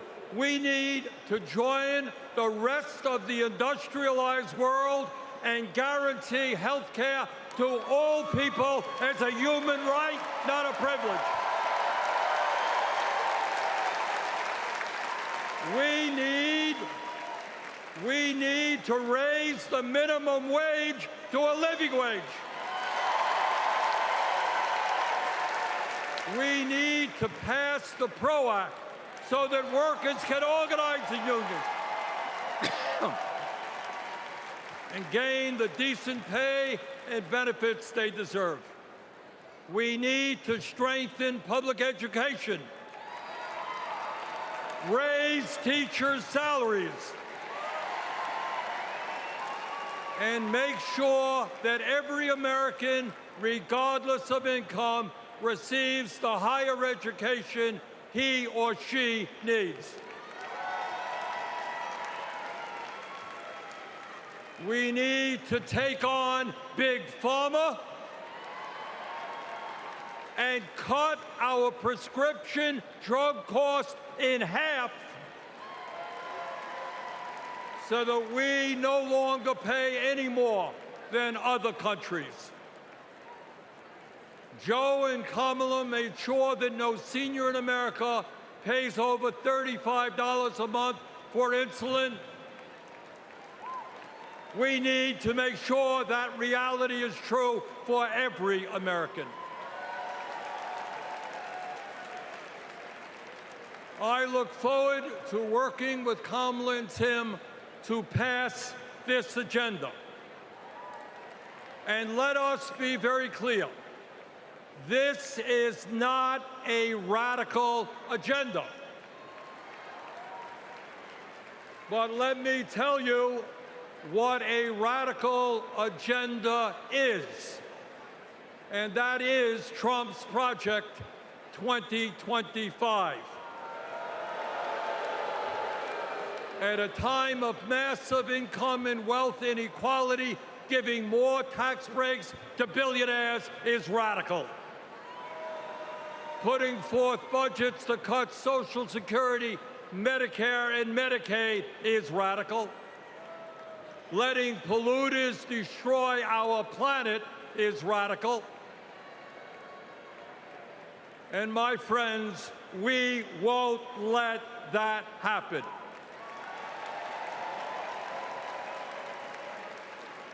Fellow Americans, in the last 3.5 years, working together, we have accomplished more than any government since FDR. But much, much more remains to be done.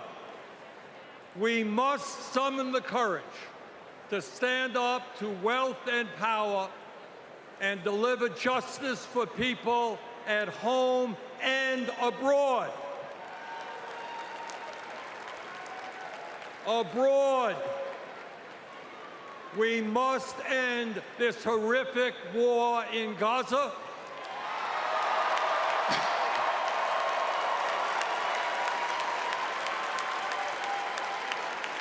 Bring home the hostages and demand an immediate ceasefire.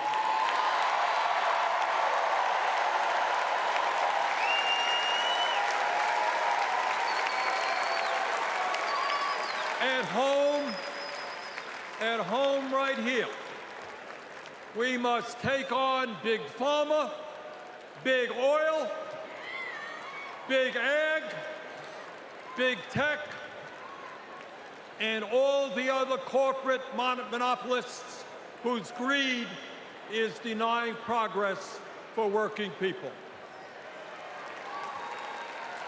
On November 5th, let us elect Kamala Harris as our president, and let us go forward to create the nation we know we can become. Thank you all very much.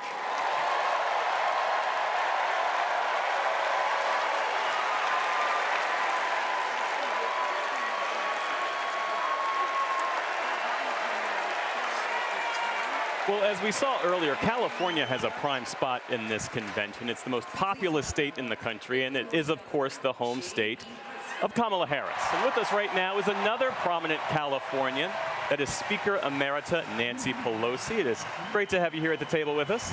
My pleasure. Thank you.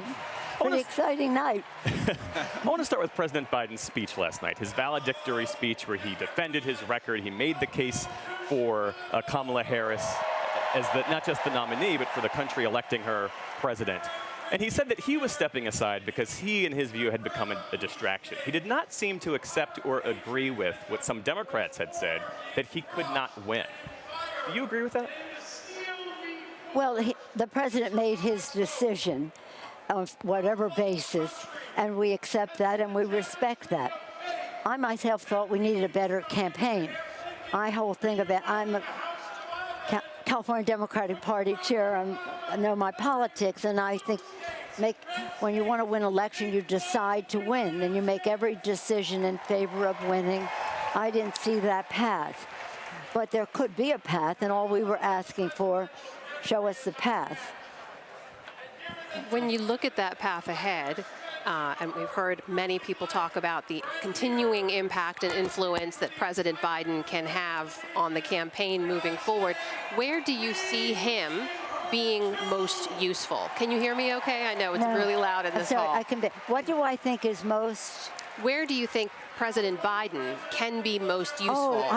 Which states in particular? He has been. I think that the launch that they announced last week of the prescription drug prices coming down was very important. Before that, the freeing of the prisoners from overseas, the issues that relate to foreign policy, his strength. He is masterful in that regard, but also to talk about his own legacy in terms of where it's going to lead to. Look at what he did, the rescue package. The rescue package was remarkable.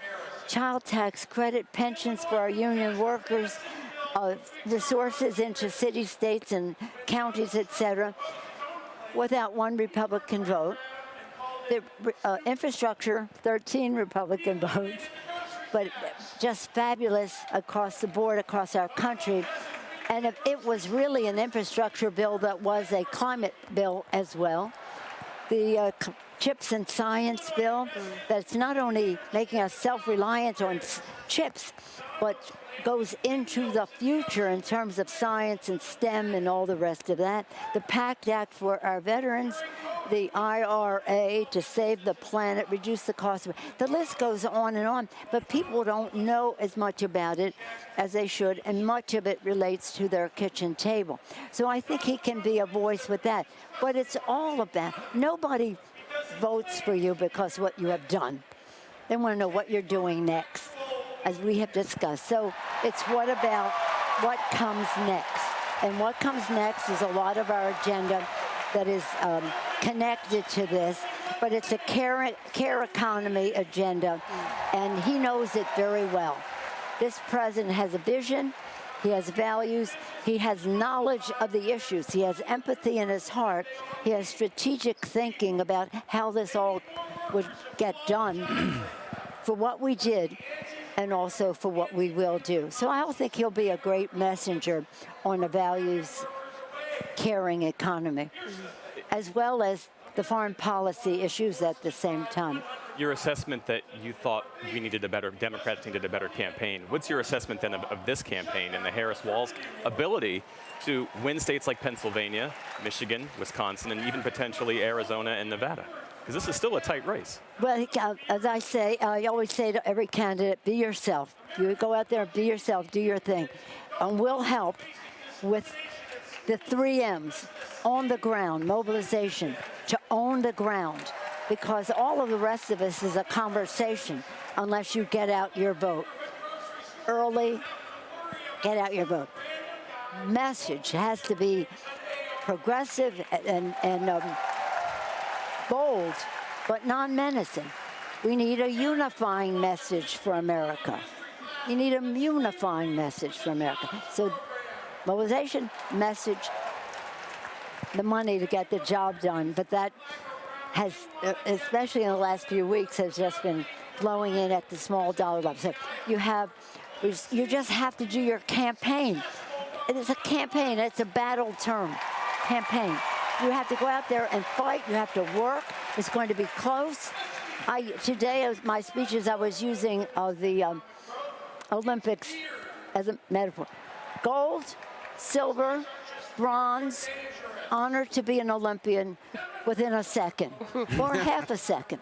So these are close races, and you have to go in to do everything because you have to have no wasted time, no underutilized resources, and no regrets the day after the election that you could have done more, get out the vote or messaging or whatever it takes.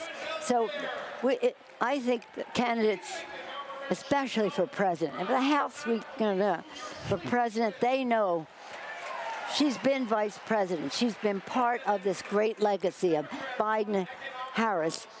Now we have to take what's next. On this matter, and we know. Excuse me, sorry. On this matter of picking the right candidate, when Vice President Kamala Harris was settling on who would be her running mate, I was told by a number of people that Tim Walz was your pick. Oh, no. No, I love that wasn't them all. the case? I said, put the names in a hat and pick one out. They're all great. You can't make a mistake. Okay, I was going to ask what you saw in him that you might not have seen in other people. Well, I do see plenty in him. That's why I thought his name could be in the hat. He is fabulous. I served 12 years with him in the Congress. And when he ran the first time, it was 2006. This is when we were out to win the House. And we did. And so he had a terrible district. There were those who thought perhaps we should move on, but he was so great. He was so great. He and his wife were such a great candidates. So he turned a very red district blue, came there, bravely voted for the Affordable Care Act, despite the misrepresentations that Republicans were putting out there, and went home and won again, came back to Congress, became a champion on veterans issues when he became the top Democrat on the committee. The members love him. They respect him. He's so fabulous. They started organizing for him within minutes of his being named. Madam Speaker, we should also say that we have Judy Woodruff joining our conversation seated next to you. I know you two have known each other for a very long time, on your own career paths, of course. But I wonder if we could take politics out of this for just a moment and take a moment to reflect on what we're seeing here. Democrat or Republican, we once again as a country are on the cusp of putting a woman in the highest office in the land. And I would love for each of you, if you don't mind, to reflect on that, on what it took to get here. You navigating your path in politics, Judy, you navigating yours covering politics, and how we arrived here, what this moment means. Well, I can hear him better than I can hear you, but I think maybe Judy seated next to you can help. Isn't Governor Pritzker wonderful? And the great weather he arranged. Well, one question I actually would like to put to you is you had dealings with Kamala Harris, maybe as district attorney in San Francisco, attorney general of California, and then as a senator. What can you tell us about her leadership style? Okay. Is there, I mean, and people are going to make a big deal or not about whether she's a woman. Is that a factor here or not? I don't think, I'm not, when I ran for speaker, I said, don't vote for me because I'm a woman, but don't vote against me because I'm a woman. I want you to know that I can get this job done, and that's what if I may transfer that to her. This is not about electing a woman president. This is about electing the best, strongest person. And I know her very well. I know her personally as a person of deep faith who cares about the community and demonstrates that all the time. I know her officially as a person very strong in her knowledge and her eloquence in talking about it as well. Politically, she's very astute. To win those races was not easy in California for district attorney, attorney general, then Senate. She had a race all the time. But you saw, and then vice president was, well, that's the president's selection. But you saw how, with grace and dignity, she came out of that announcement of the president, and with his support. That's a big deal. But nonetheless, cleared the deck, because there was still room for people to get in. But she settled the matter early. So she has her own style about listening, learning, and respecting views. And you know, all of this is about the temperament of the person. And she has a beautiful temperament to be president. That is strong, respectful, values-based, visionary.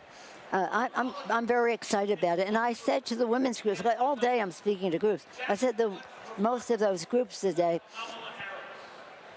had a large number of women there. I'm not here to ask you to elect a woman president of the United States. I'm asking you to vote for Kamala Harris for president of the United States. Because I think that she has, what does leadership require? Vision, knowledge, judgment, strategic thinking, and a heart full of empathy for the people. Joe Biden has that. She has that. That's what they had in common. Yeah, if we have time, you wrote in your book about how early on when you came to Congress and you were interested in moving up in leadership, some of the guys said to you, well, it's not really your turn. Yeah. And these guys, some of them were Democrats. Oh, yeah, so, all of them. In fact, all of them were Democrats. So what kind of, is there that kind of resistance that she's going to face anywhere in the party, in the country right now? Not in the party. Because she's a woman, as you faced a few decades ago. Well, when I ran, they said, imagine this is in this century. Who said she could run? Light my fire, you poor baby. You think I'm waiting around for you to ask me to run? Anyway, here's how I see it. Hillary Clinton was the best qualified person to run for president in a generation. Better than her husband, better than Obama, and he admits that. Certainly better than George Bush. I haven't asked him that, but nonetheless, the best qualified. It didn't happen. It was a heartbreak to us. People, I don't think, had the full grasp of what the opposition was. But nonetheless, we know what he is now, right? We know what he is now. But Hillary, although she didn't win the election, she won the campaign. She took women all the way down the field.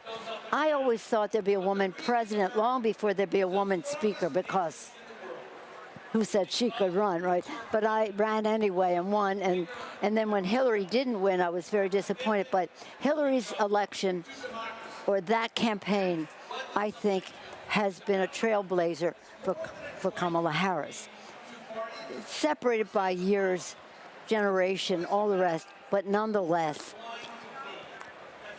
I don't think that there's sufficient there are those who are never vote for a woman, but we're not waiting for never to happen. We're doing this right now. I think it has. Well, if we didn't think we could win with Kamala Harris, do you think we would put her up against somebody that should never set foot in the White House again, even for I don't know what, a cupcake? I spoke with Gary Peters, who chairs the Senate Democratic campaign arm, and he said he's confident that Democrats can pick up 50 seats in the Senate, maybe even 51. Do you care to issue a prediction of how you think Democrats are going to do in terms of the House races? Yeah. Oh, yeah. I'm looking for a trifecta. I'm looking to win the White House, Chuck to be the majority leader, to Hakeem Jeffries to be the Speaker of the House. It must happen that way. And just think of January 6th if I didn't have the gavel. Hakeem must have the gavel that day. And Kamala will be the vice president that day. Well, we fully intend to win the White House. I was just in Michigan last week at the invitation of the governor. Our candidate for Senate there is way ahead. Take nothing for granted. We think we can pick up a seat there and hold what we have. I made a prediction today to Al Hunt that would be, he said, maybe you can win 5. I said, I want 10. He said, is that your prediction? I said, I want 10, at least. We want 31 when we won. Now, remember, in the last election, they said we were going to lose 30 or 40 seats. What? They didn't know what they were talking about. We know we're different from the presidential. We're very discreet, reptilian, cold-blooded. These are the races we have to win. Others are winning the whole country. 10. Where do you pick up 10 seats, if I can ask? Well, I think we can pick up a chunk in New York because we lost 5 last time, 5 in New York. We've already picked up 1 there. We can do something in California. I'd like to, we're 40 Democrats, 12 Republicans. I'd like to take them down to single digits. And then we have seats all over. We have fabulous, what we call red to blue candidates, and they are courageous and brave and out there and, again, strategic, informed, knowledgeable. So, oh, she's wonderful. I see you looking a former up House member. Yes, and that is, of course, New Mexico Governor Michelle Lujan Grisham. We're going to take our audience to be able to listen to what she has to say. But Speaker Emerita Nancy Pelosi, thank you so much for coming by. Always a pleasure to have you here. Thank you. We are fired up to elect Kamala Harris President of the United States. This election is about protecting our democracy and securing our freedoms, including the right to affordable, quality health care. Now, this issue is personal to Vice President Harris, whose mom passed away after a battle with colon cancer, and it's personal to me. At 2 years old, my sister was diagnosed with a tumor that was incurable and made her uninsurable by the time she was 3. And it's personal to Americans across the country who know what it's like when someone they love gets sick. Donald Trump and J.D. Vance want to dismantle our healthcare system, repeal the Affordable Care Act, and eliminate protections for pre-existing conditions.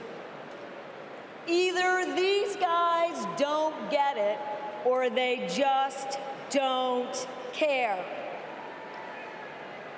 You know who gets it? Kamala Harris gets it, and she cares.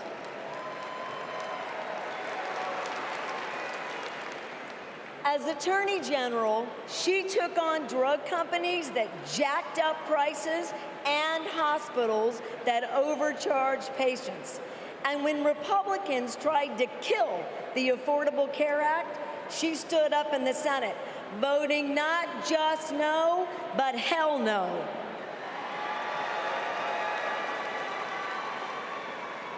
And Kamala Harris hasn't just stopped Republicans from making our healthcare system worse. She fights every day to make it better. And I know, I spent 20 years working to get Medicare the ability to negotiate lower drug prices. As Vice President, Kamala Harris delivered it. You know what Donald Trump delivered? Junk plans, higher premiums, and abortion bans. And if you don't think a second term would be worse, then I've got a box of Trump steaks to sell you. We have not just a better choice. America, we have the best choice. Yes, we do. Kamala Harris will protect your right to care. She'll cap drug costs, she'll go after corporate price gougers, and ensure every woman who needs it can access reproductive health care.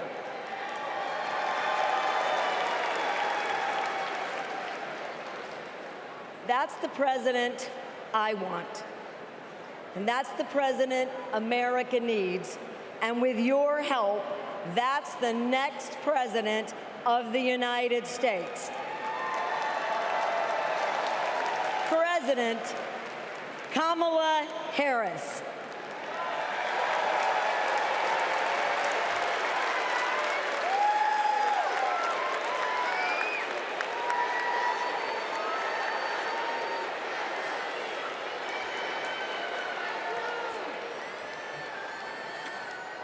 I love you too.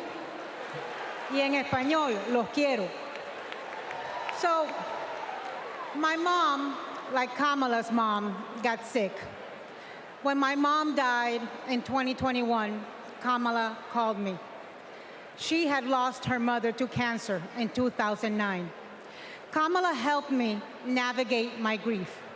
She said that heartbreak and loss are the price for having loved and having been loved. How I wish our mothers could be here to see this moment.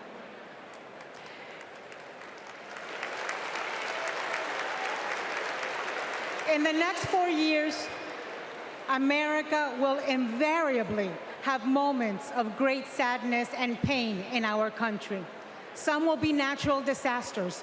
Some will be man-made disasters. We need a president who can not only be commander-in-chief, but also consoler-in-chief. We need a president with empathy, capable of lifting us up when we are down. We need a president who is capable of holding us in a big, great hug when we need it. That is Kamala Harris. Donald Trump is only capable of holding two things, a grudge and a golf club.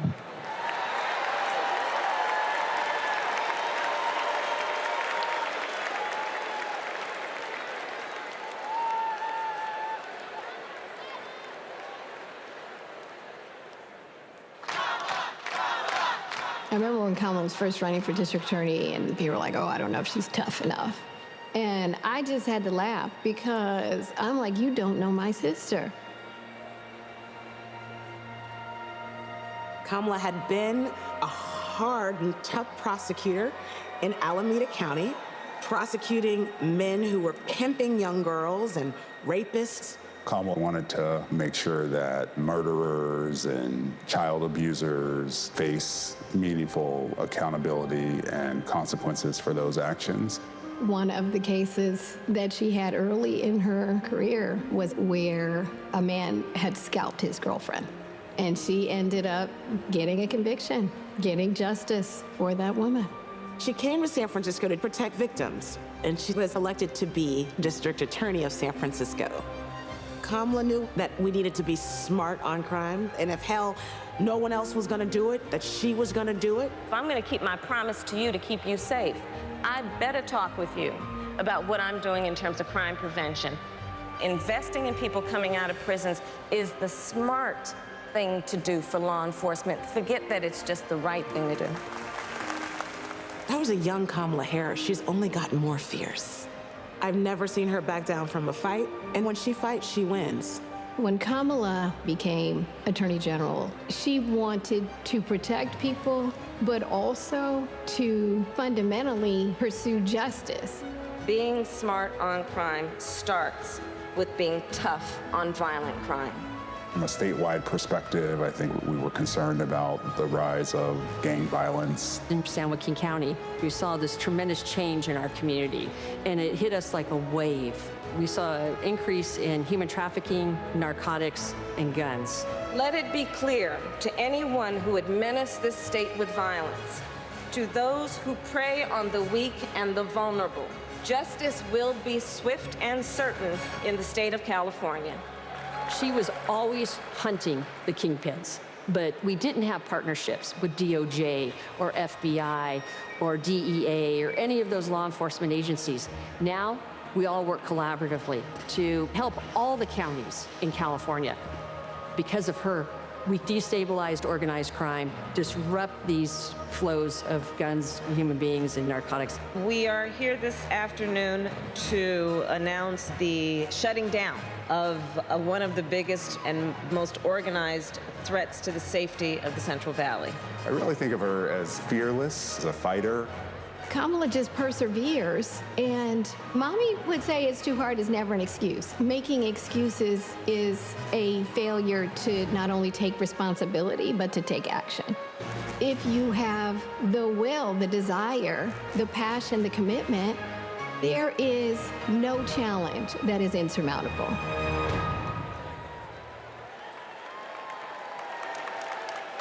Please welcome the Democratic nominee for Senate in Maryland, Angela Alsobrooks.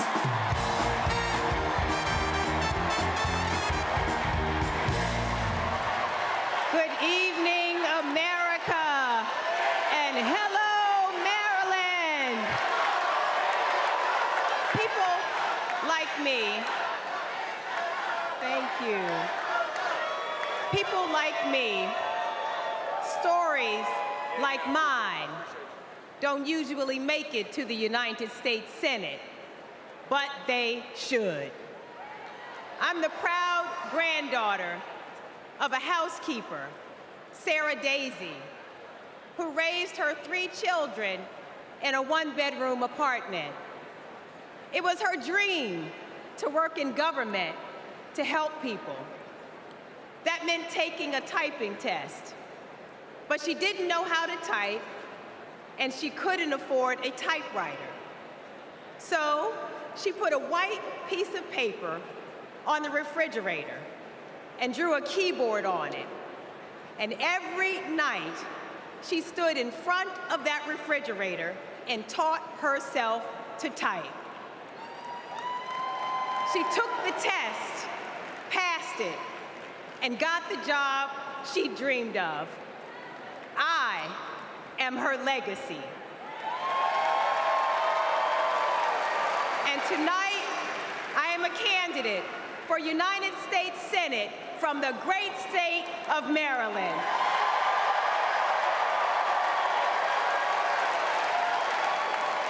I've always been inspired by women like my grandmother, women who imagine a better future and then have the grit to make it a reality. One of those women is a friend, a mentor, and a role model. That woman is Kamala Harris. Let me tell you about the Kamala I've known for 14 years. I first heard about her in 2009 when I was running for state's attorney in Prince George's County, Maryland.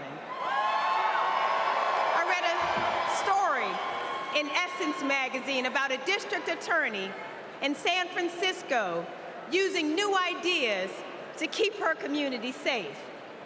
Few had a better record prosecuting violent crime. She put rapists, child molesters, and murderers behind bars.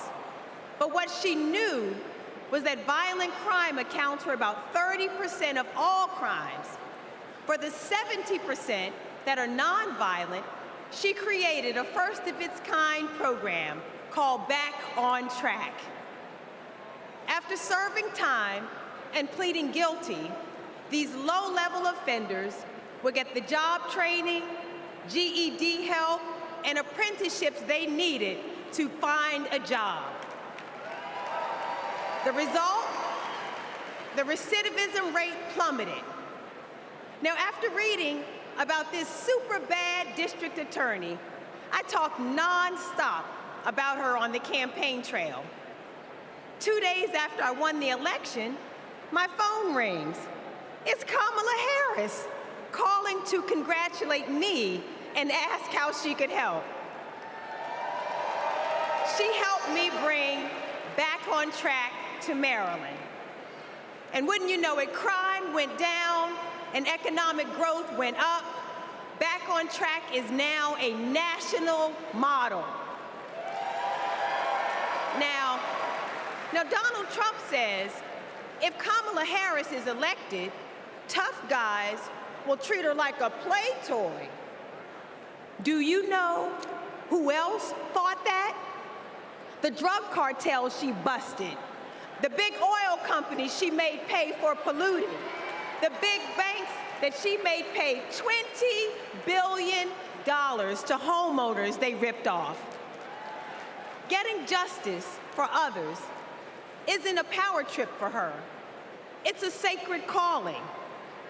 And hear me, Kamala Harris knows how to keep criminals off the streets. And come November, with your help, she'll keep one out of the Oval Office.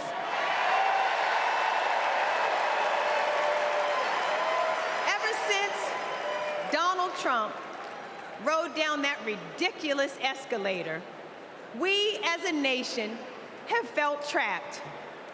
Every national decision has been made in reaction to this one man and his extremist MAGA movement. We are still frozen by the fear that Donald Trump might once again come to power. And it's not just our politics that have been trapped, it's our imagination. And then Kamala came along. Kamala has reminded us that we don't need to fear anything, not the future, and certainly not that man. This is our moment to leave Donald Trump where he belongs, in America's past. We stand with Kamala Harris because we as a country are not going back. For the ancestors who sat at lunch counters and made sure that we all had the right to vote, we are not going back. For the mamas and grandmamas who marched to make sure that women could control our own bodies, we are not going back. For the parents who work from can't see in the morning until can't see at night, not so that they will have a better future, but so that their children will have a better life. We are not going back. When facing an obstacle, my father has often said to me, your faith is stronger than your fears. Tonight, our faith is stronger than our fears. Faith in the promise of America. Faith in the American idea, in the American values that we share. Faith that we, the people, can choose a new leader, a better future for the people. Faith that as dark as our days and challenges have sometimes felt, it's always darkest before the dawn. We know that we can endure for a night because joy cometh in the morning. Morning is coming. Morning is coming. And that joy will be led by Kamala Harris. Thank you so much.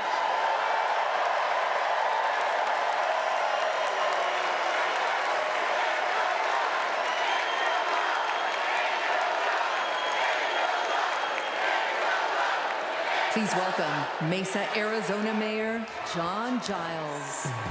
Angela Alsobrooks, who's running for the Maryland Senate seat. Let's head down to the floor where our Laura Barone Lopez is. Laura, are you with us? Yes, I'm here with you, Jeff. So one of the things we've been talking about up here is that all of the energy and enthusiasm in this room, the momentum that the Harris campaign has really across the country, it risks masking the fact that this is still a competitive race. It's still a tight race. And I know you've been talking to Democratic operatives about that very thing. What are they telling you? Yeah, it is definitely still a tight race. I was just talking to Ken Martin. He is the head of the Democratic State Party Chairs Coalition. He's also the chair of the Minnesota State Democrats. And he was telling me that Democrats essentially need to make sure that they don't do what they did in 2016, which was that when they left the convention in 2016 after nominating Hillary Clinton, he said they just started measuring the drapes for the Oval Office and that they can't do that this time around. He also told me that he feels as though this the energy that he is feeling from Democrats and the electrification that he is feeling from Democrats and motivation across the board, he said that it's bigger than 2008 with Obama. But Jeff, if I could bring in, I do have a delegate here with me from the swing state of Georgia. If you could come in here with me and tell me, what's your name again? My name is Parker Short. I'm the chairman of the Young Democrats of Georgia and a delegate from Georgia's 4th Congressional District. And could you just tell me, I mean, how has the energy changed on the ground in Georgia? Look, I've been involved in Georgia politics since I was 15. My first job was as an intern for John Ossoff's congressional campaign. So I think I know Georgia politics. Even though I'm a young man, I have seen a lot. And I will tell you, the energy on the ground is absolutely incomparable. Georgia Democrats are fired up and ready to go. We know how much is at stake, and abortion rights are on the ballot, and we're ready to make the change. So, but can you just tell me, I mean, do you feel as though, was Georgia slipping away when President Biden was still at the top of the ticket? Because there was some concern from Democrats that they were going to potentially lose Georgia. Do you think that now it's winnable? Oh, I think it's more than winnable. I'm ready to put in the work, and we've got more than 20 field offices open across the state of Georgia for the Harris campaign. And I know the organizers, I know the folks running this party, and we're going to put the work in. We're going to knock these scores. We're going to talk to these voters, and we're going to make it very clear that Georgia, as we did in 2020, saving democracy, supporting President Biden's agenda, we want a better future for Georgia, and I know we're going to realize it on November 5th. So as you heard there, Jeff, I mean, they're pretty energized in Georgia as well, as Democrats are trying to really make sure that they're expanding the pathway of 270 with Harris. Laura, thank you to Parker for joining you there. We can let him go back and enjoy the festivities. Sounds like he's losing his voice maybe from participating in some of the cheering out and here. We should say Parker is a viral star. That's right. He became famous for a few days for dancing in the stands of a Harris rally that was captured on a PBS News stream. Turned out he was the chair of the Young Democrats of Georgia. I'm sorry, Avna, go ahead. No, not at all. In case he's familiar to many of you viewers back at home. Laura, what else stands out to you from some of the speakers we've heard on the stage tonight? There's been a range of voices there. Of course, the progressive leader and Senator Bernie Sanders as well. Have you been hearing from your Democratic sources about how many of those more progressive policies they feel like the Harris-Walz ticket can take on, or whether they need to run a more centrist, moderate campaign to appeal to some of the independent voters they need as well? Well, the thing that I've been hearing from the Democrats I've been talking to, whether it was Ken Martin of Minnesota or a state representative from Georgia, Sam Park, or as well as Tom Suozzi, a congressman from New York who won a competitive district there, they think that Harris should essentially build upon what President Biden was able to do during his time in office, that she should just expand more when it comes to elder care, when it comes to child care. And I think that we have Tammy Duckworth coming on the stage, so I'm going to toss it back to you, Jeff and Amna. She is indeed. Senator Tammy Duckworth from Illinois now speaking. Let's listen in.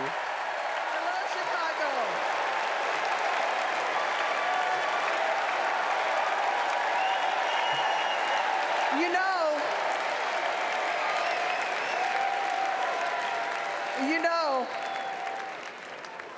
I went to war to protect America's rights and freedoms.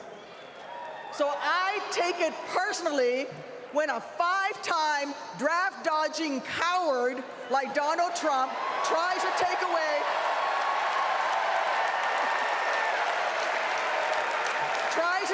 my rights and freedoms in return, especially when it concerns my daughters. My girls, gamer girl Abigail, and queen of the monkey bars, Miley, are everything to me. But they would never have been born without access to reproductive care. Because after 10 years of struggling with infertility, I was only able to have them through the miracle of IVF. But now, Trump's anti-woman crusade has put other Americans' right to have their own families at risk. Because if they win, Republicans will not stop at banning abortion. They will come for IVF next. They'll prosecute doctors. They will shame and spy on women. And if you think that's far-fetched, just look up what happened in Alabama last year. So let me say to every would-be parent, I see you, I'm with you. And together, in November, we'll send a message to old Cadet Bone Spurs.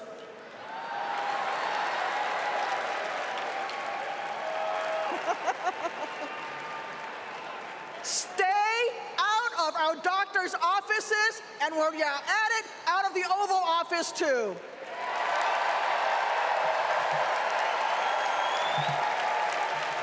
Look, my struggle with infertility was more painful than any wound I earned on the battlefield. So how dare a convicted felon like Donald Trump treat women seeking health care like they're the ones breaking the law? How dare J.D. Vance criticize childless women on cable news, then vote against legislation that would have actually helped Americans to start families? How dare the GOP endanger the dreams of countless veterans whose combat wounds prevent them from having kids without IVF, punishing our heroes for their willingness to serve? It's simple. Every American deserves the right to be called mommy or daddy without being treated like a criminal. Kamala Harris believes that. So let's make some history and elect her in November. God bless America.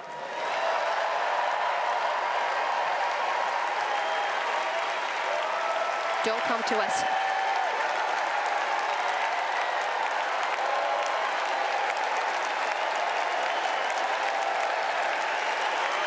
Senator Tammy Duckworth of Illinois, wrapping up her remarks there. Yeah. Of course, retired from the Army National Guard as a lieutenant colonel and has been a vocal advocate for the Harris-Walz campaign. And we're about to hear from what I would say easily is billed as the headliners for the evening. The second gentleman, Doug Emhoff, will be speaking shortly. We'll bring you his remarks in just a moment. But we're still here with our panel, Amy Walter, Judy Woodruff, David Brooks, and Jonathan Capehart. Guys, this program is moving along, I'd say at a faster clip than last night's, perhaps. Fact check, true. But we've heard from a range of voices. David, just reflect for a moment on what we've been hearing so far. Some of these messages, a mix of both Republicans and Democrats speaking on behalf of the ticket tonight. Well, I mean, the goal tonight was to fill in the vision for the future, the vision for growth, and I've especially been paying attention to economic policy, and there hasn't been much of it. There's been a lot of abortion rights, but there was one video up there, well, it wasn't even a speech, it was a video of her domestic, it was claimed to be the economic policy part of the speech, but it had prescription drugs, housing subsidies, child tax credit. Those are good policies or bad policies, but they're not economic policies. Conference Board says the economy is going to slow to 0.6% growth in Q3 and flatline in Q4, which could mean a pretty sour economic environment for the incumbent party in the fall. She better have an economic policy to talk about. And so far, that's a gap. She's got 2 more days, obviously, to do that, and then a whole campaign. But there's got to be something about jobs, about growth, about inflation, about productivity, the normal economic issues. What about that, Jonathan? Yeah, because President Biden, as part of his social spending plan, spent trillions of dollars. You can argue the merits of whether or not those policies were necessary, but where does Kamala Harris go after that? How do you spend trillions more potentially without making inflation worse, just as Democrats are trying to get a handle on it? I mean, this is where I will agree with David up to a point. we do need to know, we do need the vice president to fill in these gaps, to tell us what her economic policy is. I don't think if she doesn't do it by Thursday, I'm glad you said she has the campaign to do it. There's a lot of gaps and policy holes that the vice president will have to fill so that the American people know where she wants to take the country beyond what we already know. But I'm not an economist. Clearly, I'm not as worried about her economic policy as David is. Maybe I have a little more faith and trust in her and the people around her. But David is right. We need to know what it is. Amy, to that point, we know the economy remains the #1 issue for voters. There's only so much they can control. I should note we're just going to keep half an eye on the stage here and have to go to the Emhoff family when they come up. But what's your view on how people are feeling about that right now? Yeah, I mean, what we're seeing is voters aren't any more optimistic today about the economy, even though inflation continues to tick down. They're basing it on how prices looked 4 years ago, more so than what it is now, and here we go. Here we go, indeed. Back to the stage now, we believe Cole Emhoff, Kamala Harris' stepson, is now atop the stage. Doug Emhoff.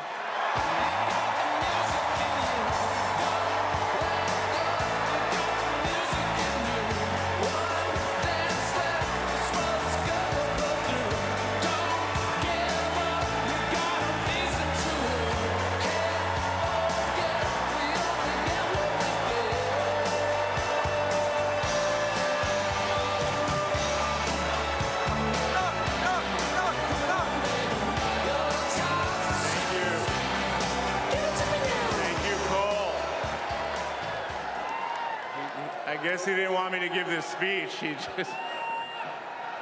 Thank you so much. Hello. Thank you. Hello to my big, beautiful, blended family up there.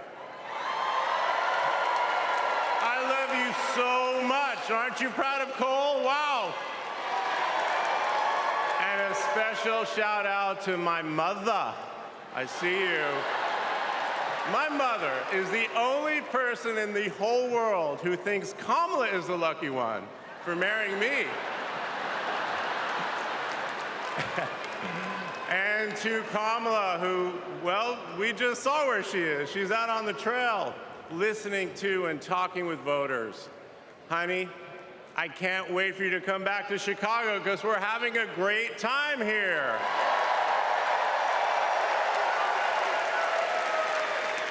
I love you so much. I'm so proud of how you're stepping up for all of us. But that's who she is. Wherever she's needed, however she's needed, Kamala rises to the occasion. And she did it for me and our family. And now that the country needs her, she's showing you what we already know. She's ready to lead.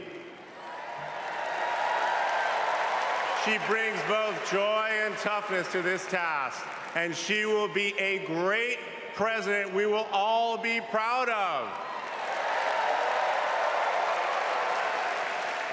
Now, I'm the son of two Brooklynites, Mike and Barb.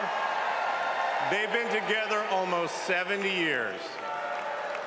My dad worked in the shoe business in Manhattan, and he moved our family out to New Jersey. Where's New Jersey? I see you out there. When I was a little kid. And in a lot of ways, I had a typical Jersey suburban childhood. I biked around the neighborhood. I took the bus to Hebrew school. And I rode to Little League practice in the way back of my coach's wood-paneled station wagon. And if we did well, we got to have a Slurpee after.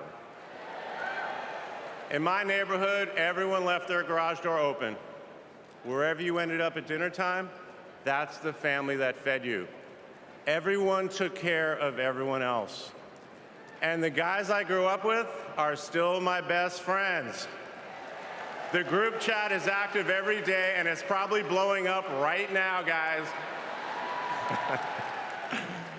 When my dad had to get a new job, we moved across the country to LA. Money was tight. Hey, California.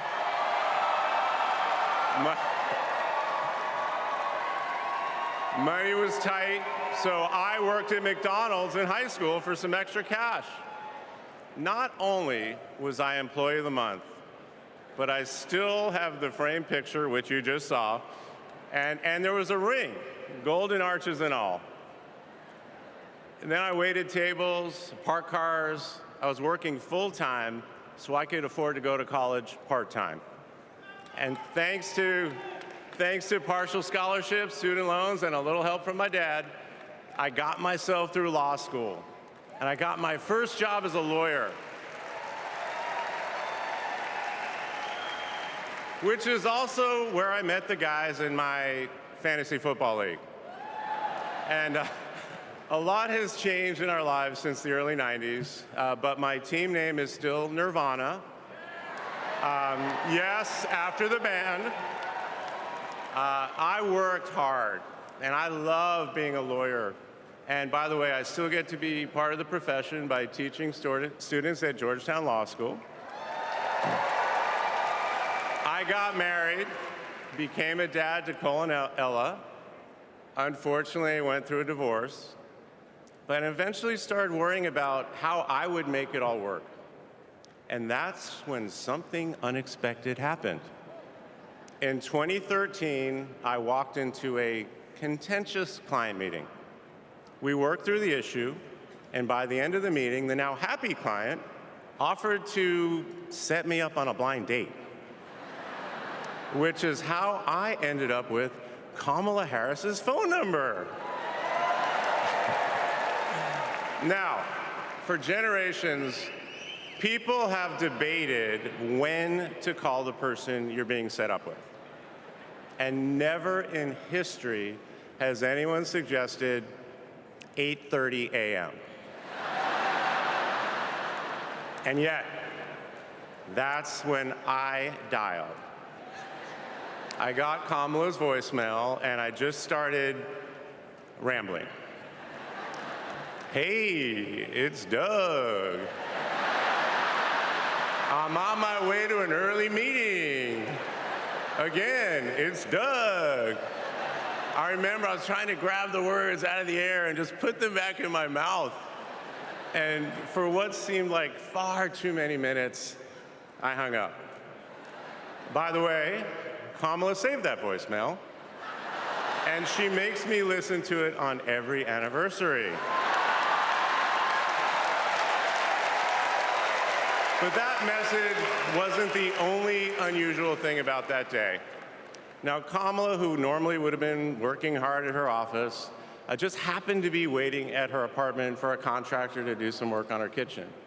I was eating at my desk, which was not a regular occurrence for a busy lawyer like me who appreciated a good business lunch. But that's when she called me back.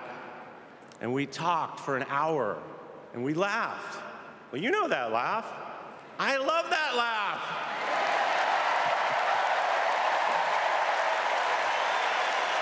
And maybe that counted as our first date. Or maybe it was that Saturday night when I picked her up and told her, buckle up, I'm a really bad driver. Because you can't hide anything from Kamala Harris, so you might as well own it. And as I got to know her better and just fell in love fast, I learned what drives Kamala. And it's what you've seen over these past 4 years, and especially these past 4 weeks. She finds joy in pursuing justice. She stands up to bullies just like my parents taught me to. And she likes to see people do well, but hates when they're treated unfairly. She believes this work requires a basic curiosity in just how people are doing. Her empathy is her strength. Over the past decade, Kamala has connected me more deeply to my faith, even though it's not the same as hers. She comes to synagogue with me for high holiday services, and I go to church with her for Easter. I get to enjoy her mom's chili relleno recipe every Christmas, and she makes a mean brisket for Passover. It brings me right back to my grandmother's apartment in Brooklyn, you know, the one with the plastic-covered couches. But Kamala has fought against anti-Semitism and all forms of hate her whole career. She's the one who encouraged me as second gentleman to take up that fight, which is so personal to me. And those of you who belong to blended families know that they can be a little complicated. But as soon as our kids started calling her Mamala, I knew we'd be okay. Ella calls us a three-headed parenting machine. Kamala and Kirsten, thank you both. Thank you both for always putting your family and the kids first. Now, Cole and Ella's friends knew that when they'd come over for Sunday dinner with Mamala, it was going to be real talk. In between taking cooking instructions, they'd have to answer questions about what problem they wanted to solve in the world.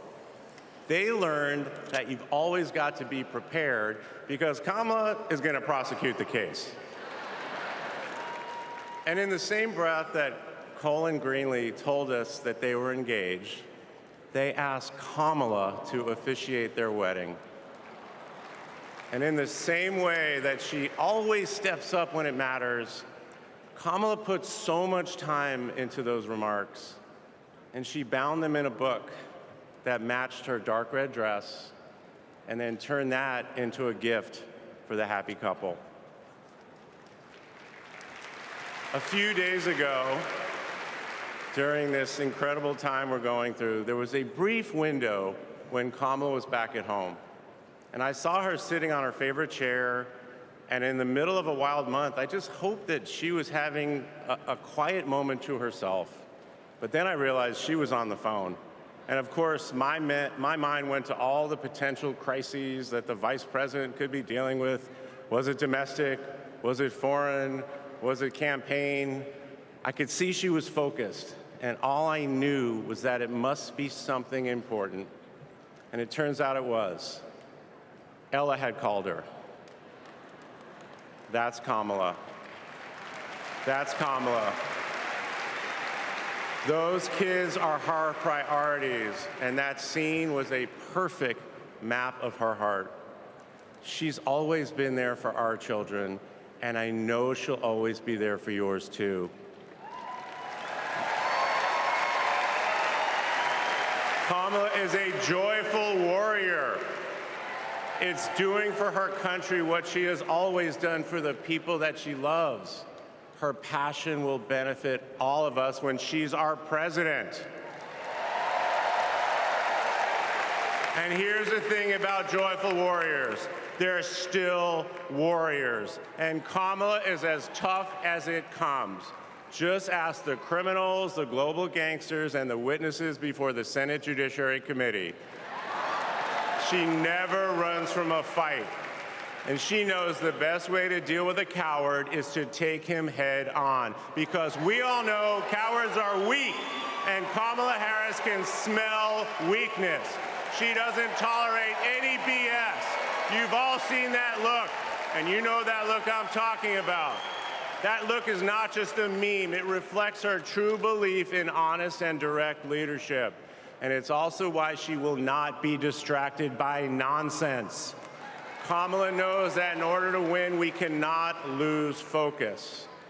America, in this election, you have to decide who to trust with your family's future. I trusted Kamala with our family's future. It was the best decision I ever made. This Thursday will be our 10th wedding anniversary, which I know it means I'm about to hear that embarrassing voicemail again. However, that's not all I'll be hearing. That same night, I'll be hearing my wife, Kamala Harris, accept your nomination for President of the United States. And with your help, she will lead with joy and toughness, with that laugh and that look with compassion and conviction. She'll lead from the belief that wherever we come from, whatever we look like, we're strongest when we fight for what we believe in, not just against what we fear. Kamala Harris was exactly the right person for me at an important moment in my life. And at this moment in our nation's history, she is exactly the right president. Thank you so much.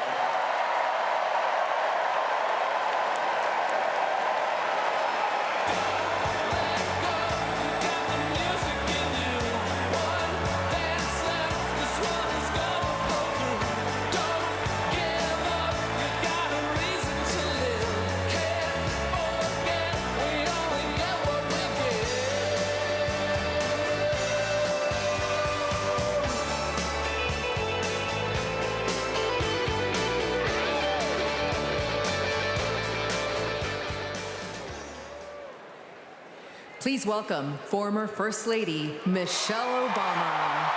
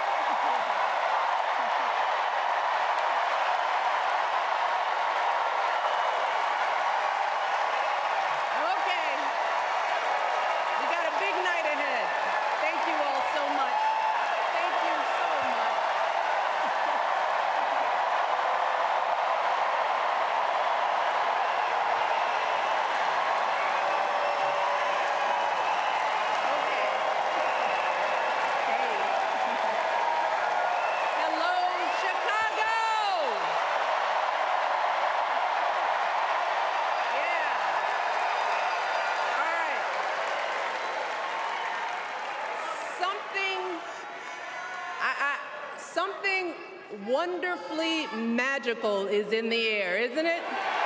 Yeah. You know, we're feeling it here in this arena, but it's spreading all across this country we love. A familiar feeling that's been buried too deep for far too long. You know what I'm talking about.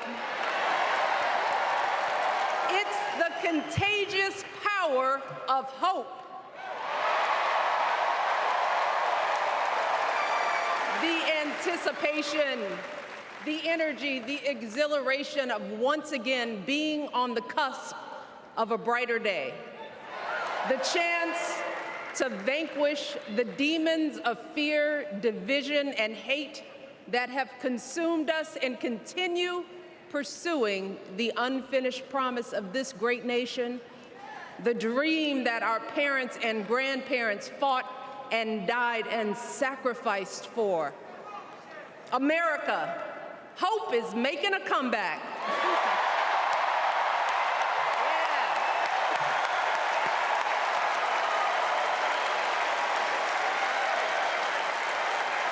But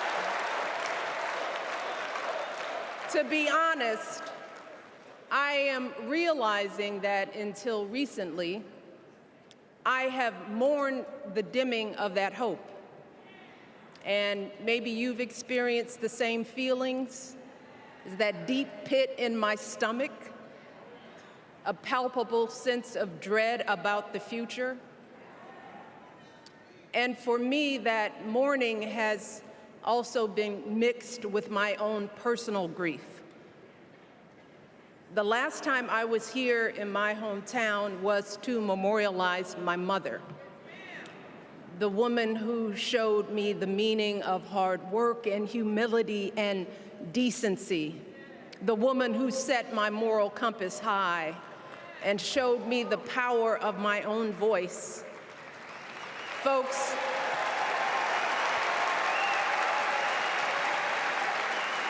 I still feel her loss so profoundly. I wasn't even sure if I'd be steady enough to stand before you tonight, But my heart compelled me to be here because of the sense of duty that I feel to honor her memory and to remind us all not to squander the sacrifices our elders made to give us a better future.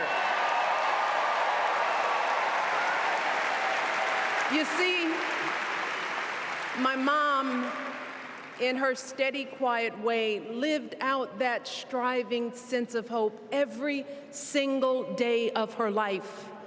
She believed that all children, all people have value, that anyone can succeed if given the opportunity.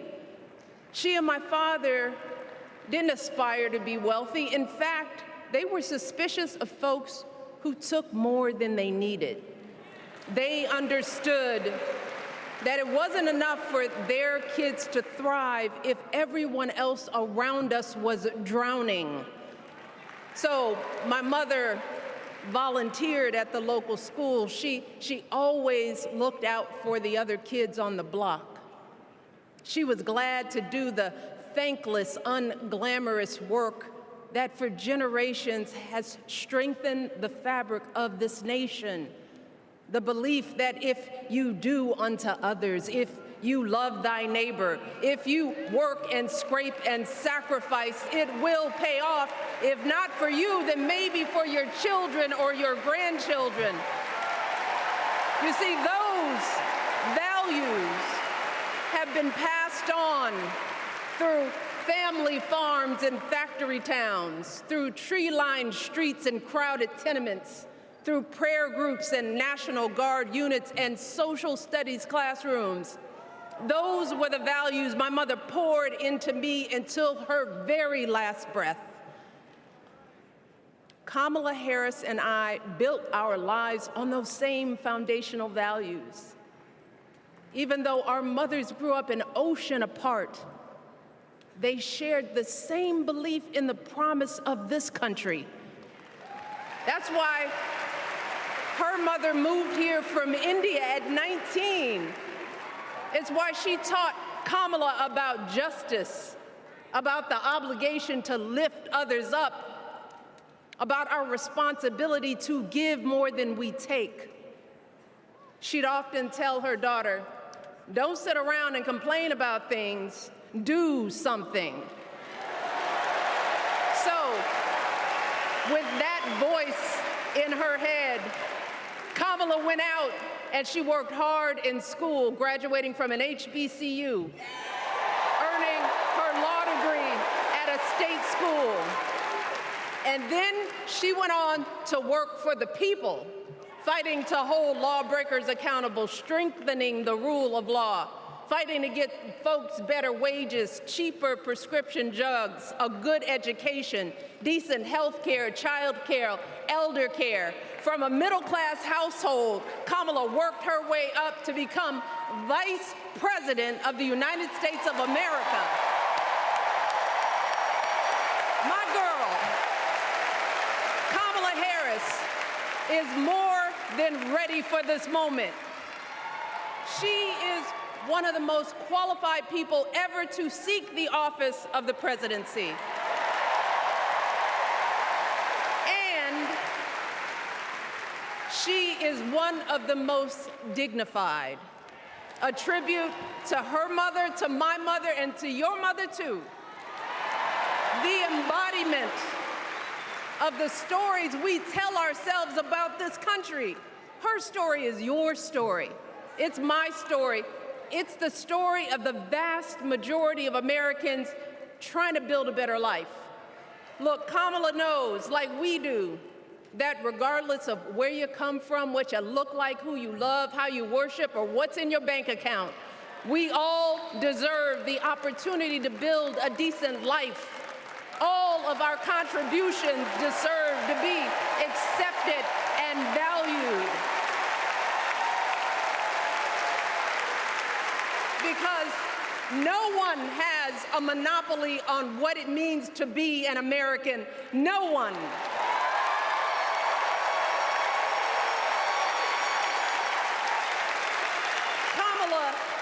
has shown her allegiance to this nation, not by spewing anger and bitterness, but by living a life of service and always pushing the doors of opportunity open to others.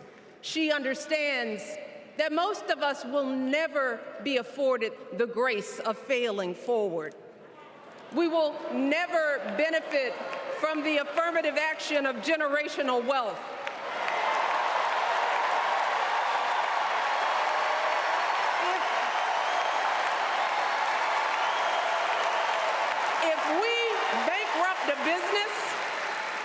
If we bankrupt a business or choke in a crisis, we don't get a second, third, or fourth chance.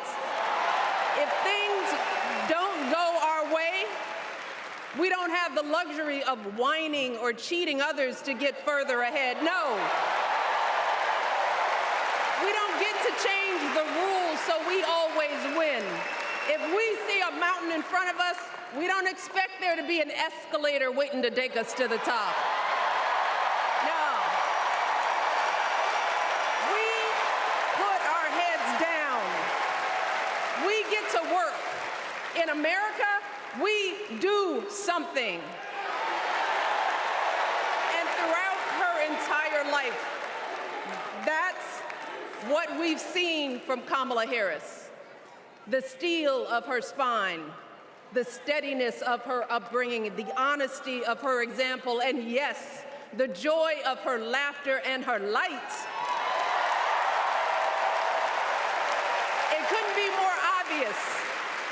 Of the two major candidates in this race, only Kamala Harris truly understands the unseen labor and unwavering commitment that has always made America great.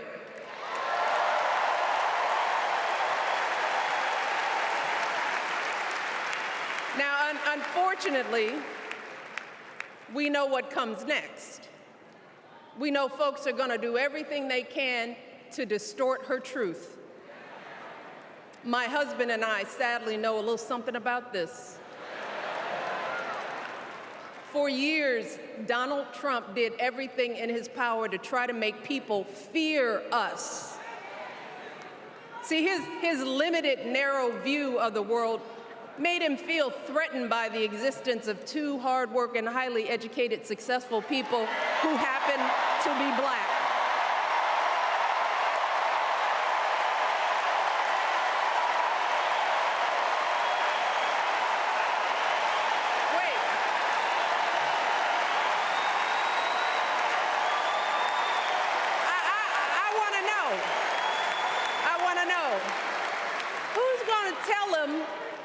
Tell him that the job he's currently seeking might just be one of those black jobs.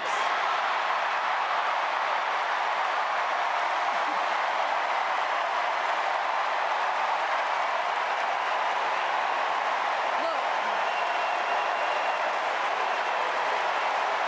it's his same old con. His same old con, doubling down on ugly, misogynistic, racist lies as a substitute for real ideas and solutions that will actually make people's lives better.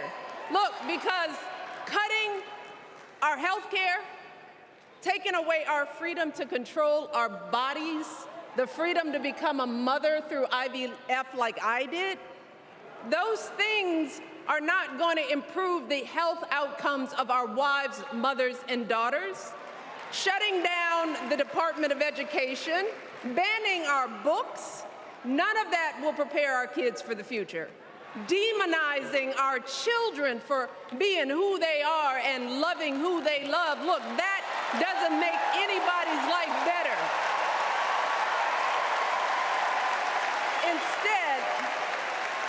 Instead, it only makes us small. And let me tell you this, going small is never the answer.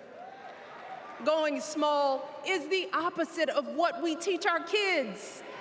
Going small is petty, it's unhealthy, and quite frankly, it's unpresidential.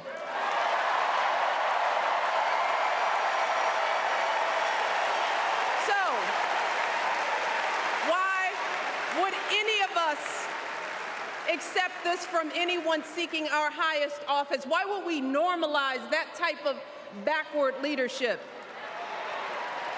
Doing so only demeans and cheapens our politics. It only serves to further discourage good, big-hearted people from wanting to get involved at all. America, our parents taught us better than that, and we deserve so much better than that. That's why we must do everything in our power to elect two of those good, big-hearted people. There is no other choice than Kamala Harris and Tim Walz. No other choice.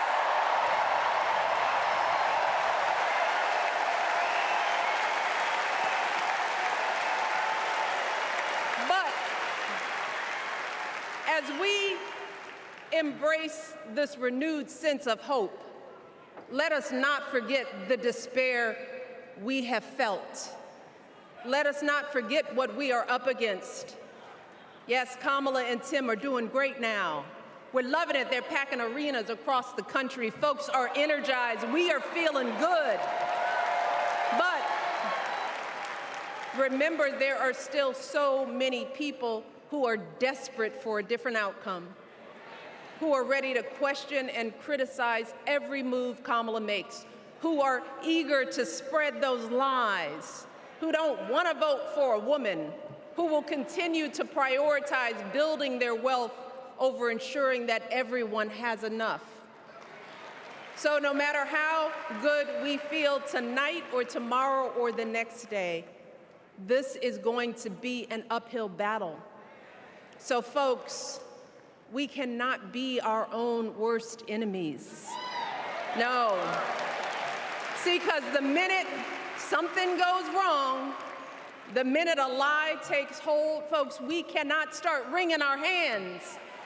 We cannot get a Goldilocks complex about whether everything is just right. And we cannot indulge our anxieties about whether this country will elect someone like Kamala instead of doing everything we can to get someone like Kamala elected.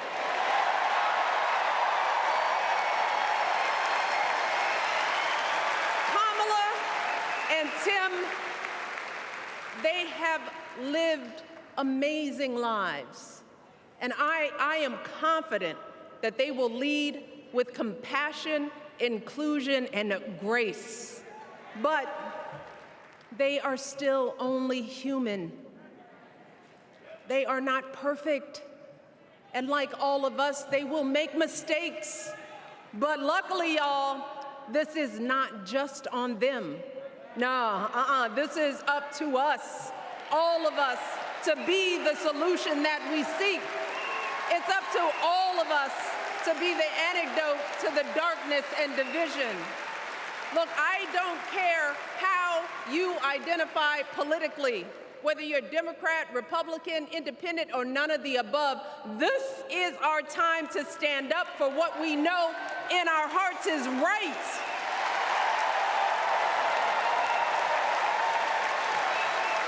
To stand up, not just for our basic freedoms, but for decency and humanity, for basic respect, dignity, and empathy, for the values at the very foundation of this democracy. It's up to us to remember what Kamala's mother told her. Don't just sit around and complain, do something. So if they lie about her, and they will, we've got to do something. If we see a bad poll, and we will, we got to put down that phone and do something. If we start feeling tired, if we start feeling that dread creeping back in, we got to pick ourselves up, throw water on our face, and what? We only have 2.5 months, y'all, to get this done. Only 11 weeks to make sure every single person we know is registered and has a voting plan. So we cannot afford for anyone America to sit on their hands and wait to be called. Don't complain if no one from the campaign has specifically reached out to you to ask you for your support. There is simply no time for that kind of foolishness. You know what you need to do. So, consider this to be your official ask. Michelle Obama is asking you, no, I'm telling y'all to do something.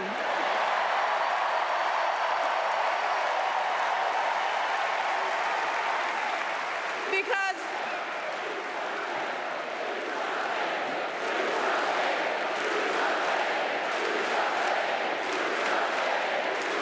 you all, this election is going to be close.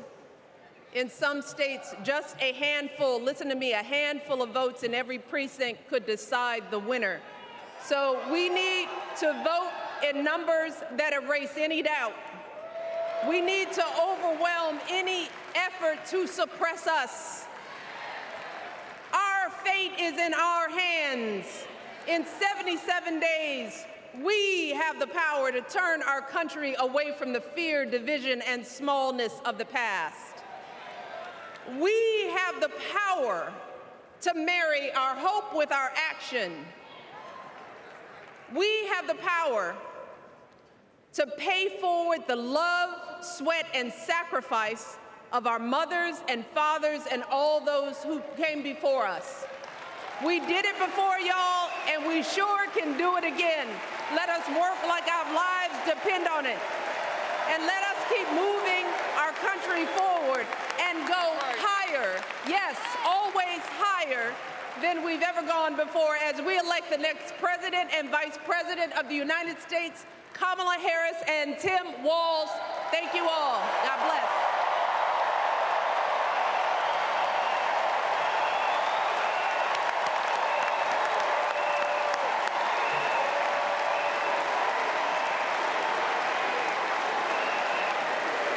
Now, before I go,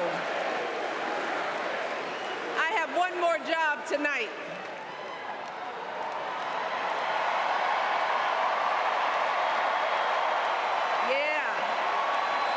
One more job. You all, thank you for all the love, but it is now my honor to introduce somebody who knows a whole lot about hope. Someone who has spent his life strengthening our democracy, and let me tell you, as someone who lives with him, he wakes up every day, and thinks about what's best for this country. Please welcome America's 44th president and the love of my life, Barack Obama.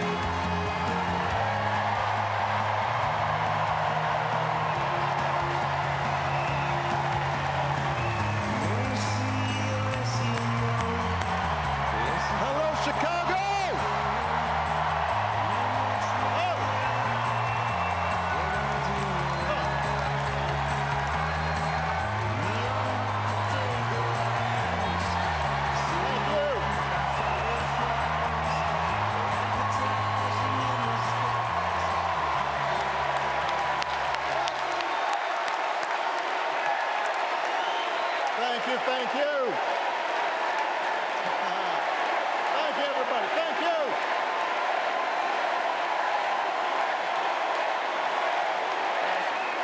Thank you. All right. That's enough. Thank you. Chicago, it's good to be home. It is good to be home, and I don't know about you, but I'm feeling fired up.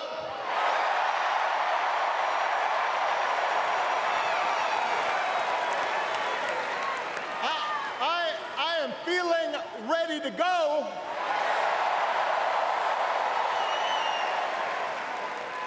Even if I am the only person stupid enough to speak after Michelle Obama.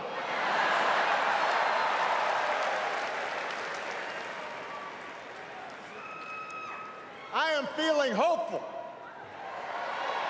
because this convention has always been pretty good to kids with funny names who believe in a country where anything is possible.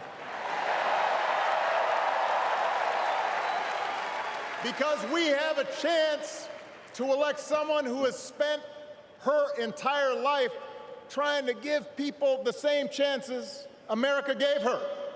Someone who sees you and hears you and will get up every single day and fight for you. The next president of the United States of America, Kamala Harris.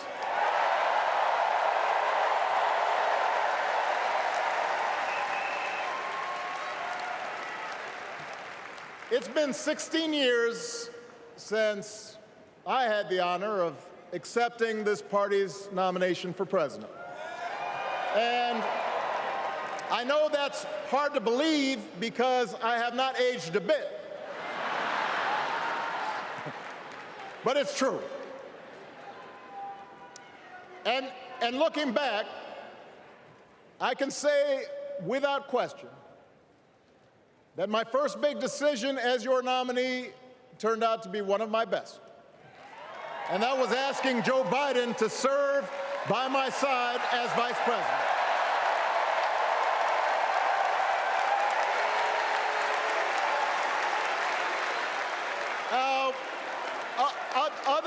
Other than some common Irish blood,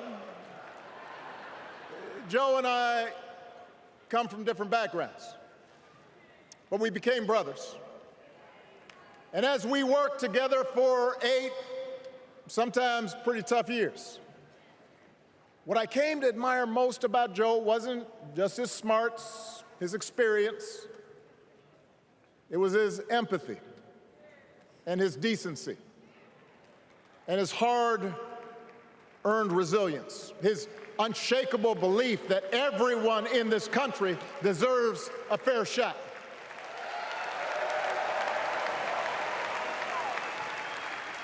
And over the last 4 years, those are the values America has needed most. At a time when millions of our fellow citizens were sick and dying, we needed a leader with the character to put politics aside and do what was right. At a time when our economy was reeling, we needed a leader with the determination to drive what would become the world's strongest recovery. 15 million jobs, higher wages, lower health care costs. At a time when the other party had turned into a cult of personality, we needed a leader who was steady and brought people together and was selfless enough to do the rarest thing there is in politics, putting his own ambition aside for the sake of the country.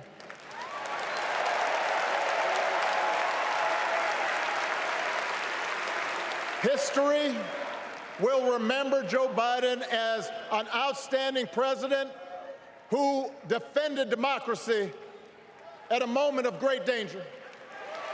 And I am proud to call him my president, but I am even prouder to call him my friend.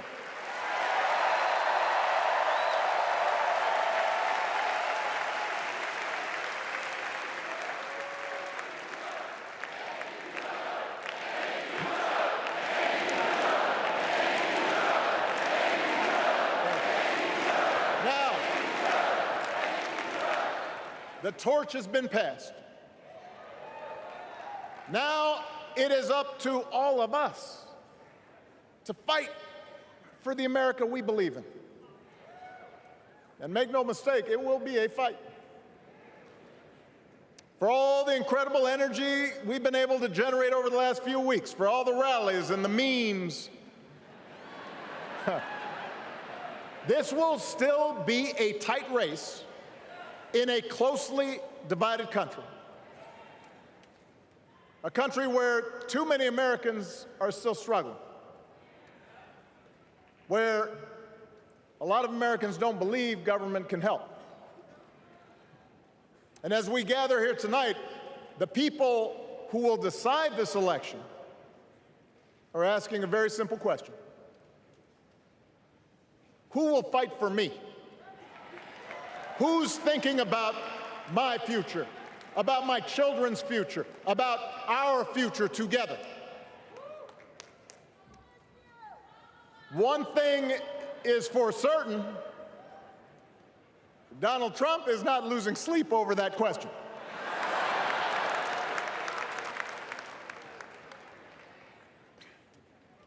Here's a 78-year-old billionaire who has not stopped whining about his problems since he rode down his golden escalator 9 years ago.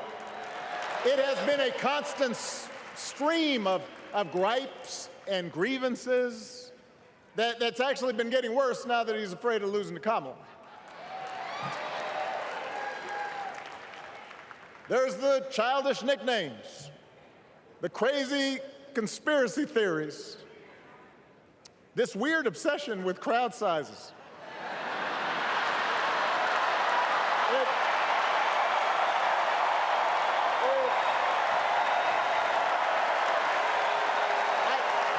It just goes on and on and on.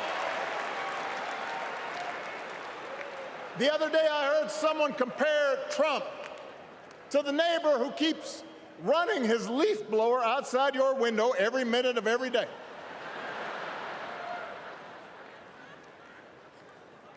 Now, from a neighbor, that's exhausting.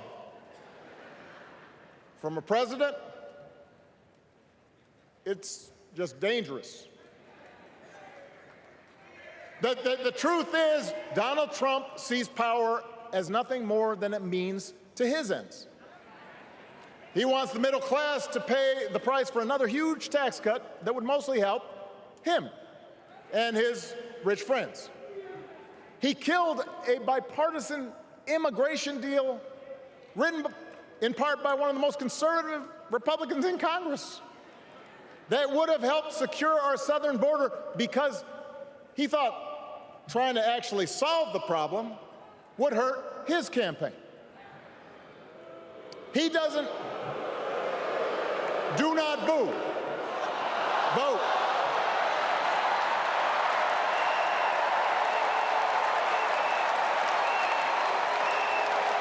He doesn't seem to care if more women lose their reproductive freedom since it won't affect his life. And most of all, Donald Trump wants us to think that this country is hopelessly divided between us and them, between the real Americans, who of course support him, and the outsiders who don't.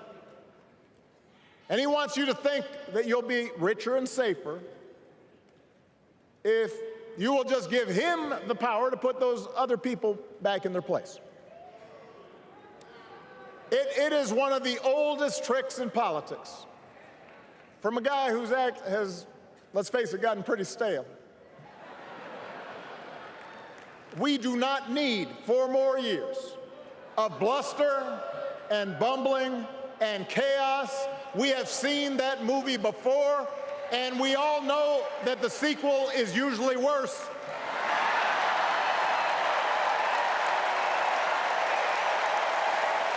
America's ready for a new chapter. America's ready for a better story. We are ready for a President Kamala Harris.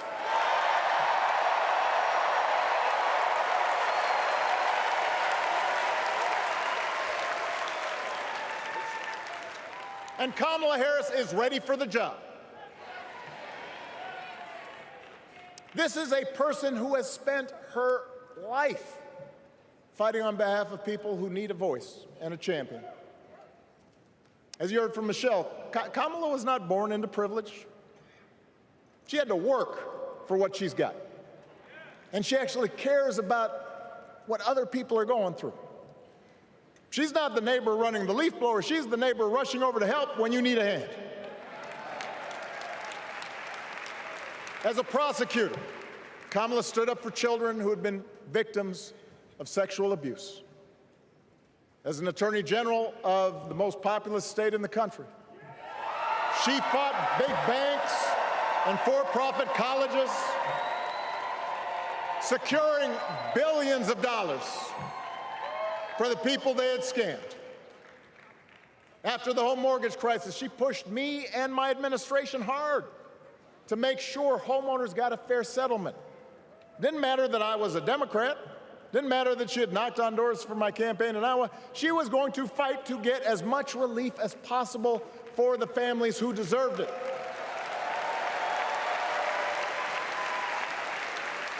As vice president, she helped take on the drug companies to cap the cost of insulin, lower the cost of health care, give families with kids a tax cut. And she is running for president with real plans to lower costs even more and protect Medicare and Medicaid and sign a law to guarantee every woman's right to make her own health care decisions.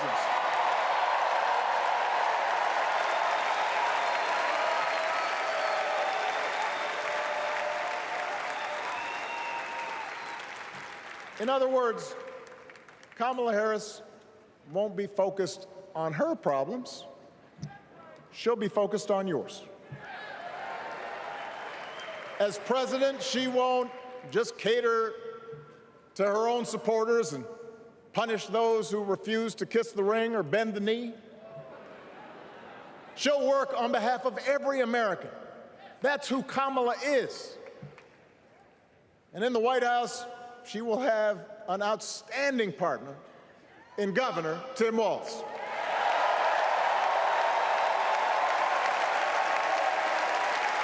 Let me tell you something. Let me tell you something. I love this guy. Tim is the kind of person who should be in politics. Born in a small town, served his country, taught kids, coached football, took care of his neighbors. He knows who he is, and he knows what's important. You can tell those flannel shirts he wears don't come from some political consultant. They come from his closet, and they have been through some stuff.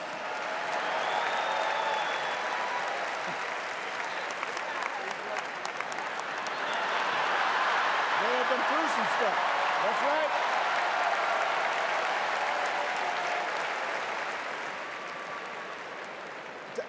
Together, Kamala and Tim have kept faith with America's central story. A story that says we are all created equal. All of us endowed with certain inalienable rights, that everyone deserves a chance, that even when we don't agree with each other, we can find a way to live with each other. That's Kamala's vision. That's Tim's vision. That's the Democratic Party's vision. And our job over the next 11 weeks is to convince as many people as possible to vote for that vision. Now, it won't be easy. The other side knows it's easier to play on people's fears and cynicism, always has been. They will tell you that government is inherently corrupt, that sacrifice and generosity are for suckers. And since the game is rigged, it's okay to take what you want and just look after your own. That's the easy path. We have a different task. Our job is to convince people that democracy can actually deliver. And in doing that, we can't just point to what we've already accomplished. We can't just rely on the ideas of the past. We need to chart a new way forward to meet the challenges of today. And Kamala understands this. She knows, for example, that if we want to make it easier for more young people to buy a home, we need to build more units. and clear away some of the outdated laws and regulations that made it harder to build homes for working people in this country. That is a priority, and she's put out a bold new plan to do just that.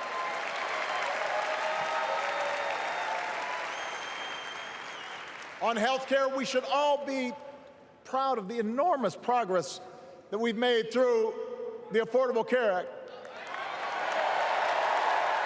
providing millions of people access to affordable coverage, protecting millions more from unscrupulous insurance practices. I noticed, by the way, that since it's become popular, they don't call it Obamacare no more.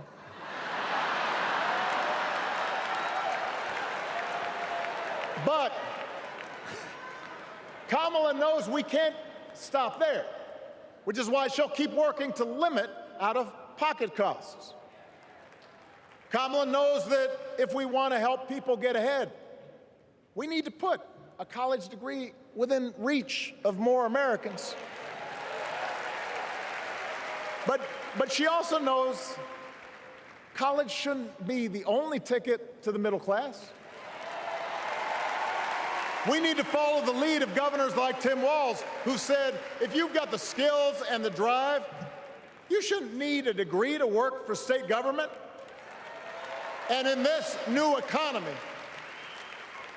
we need a president who actually cares about the millions of people all across this country who wake up every single day to do the essential, often thankless work, to care for our sick, to clean our streets, to deliver our packages. We need a president who will stand up for their right to bargain for better wages and working conditions. And Kamala will be that president.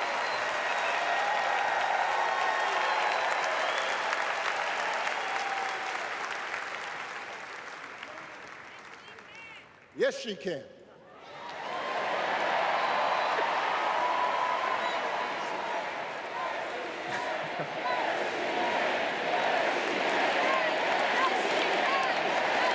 Yes, she can.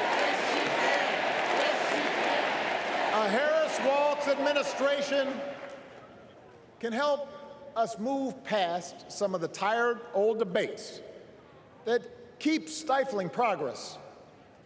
Because at their core, Kamala and Tim understand that when everybody gets a fair shot, we are all better off.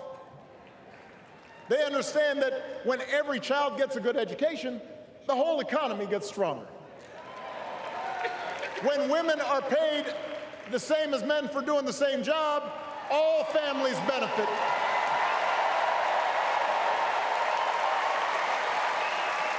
They understand that we can secure our borders without tearing kids away from their parents, just like we can keep our streets safe while also building trust between law enforcement and the communities they serve and eliminating bias. That will make it better for everybody.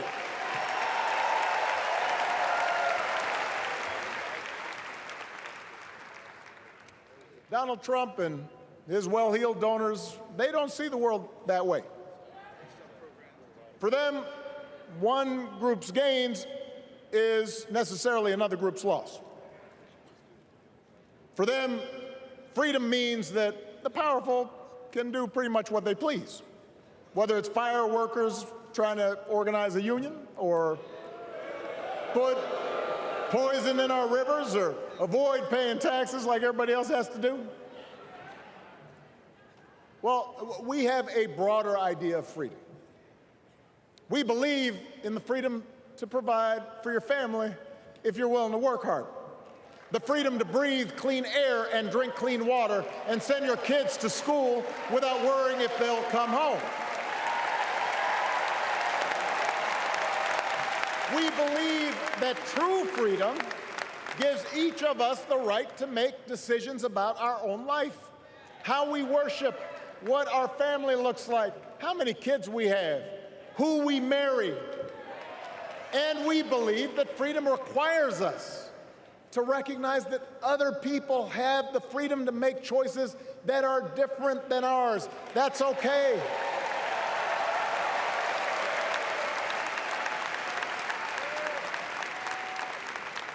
That's the America Kamala Harris and Tim Walz believe in. An America where we, the people, includes everyone. Because that's the only way this American experiment works.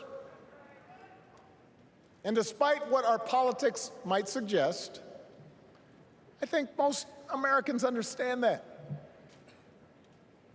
Democracy isn't just a bunch of abstract principles and dusty laws in some book somewhere. It's the values we live by. It's the way we treat each other, including those who don't look like us, or pray like us, or see the world exactly like we do.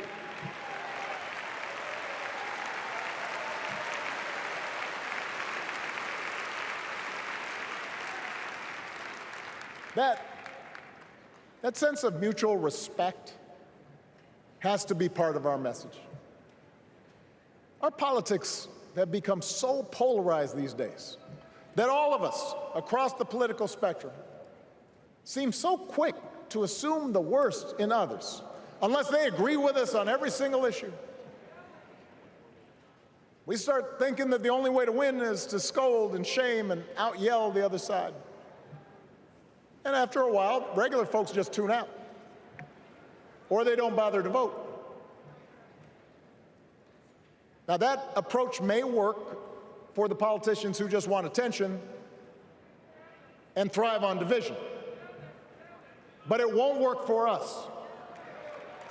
To make progress on the things we care about, the things that really affect people's lives, we need to remember that we've all got our blind spots and contradictions and prejudices, and that if we want to win over those who aren't yet ready to support our candidates, we need to listen to their concerns and maybe learn something in the process.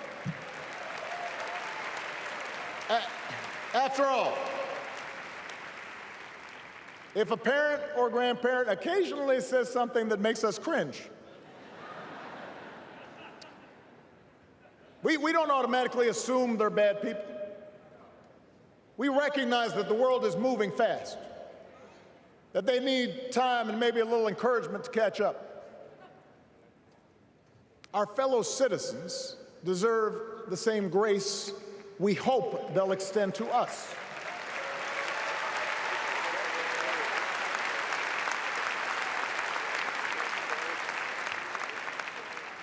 That's how we can build a true Democratic majority, one that can get things done. And by the way, that does not just matter to the people in this country. The rest of the world is watching to see if we can actually pull this off.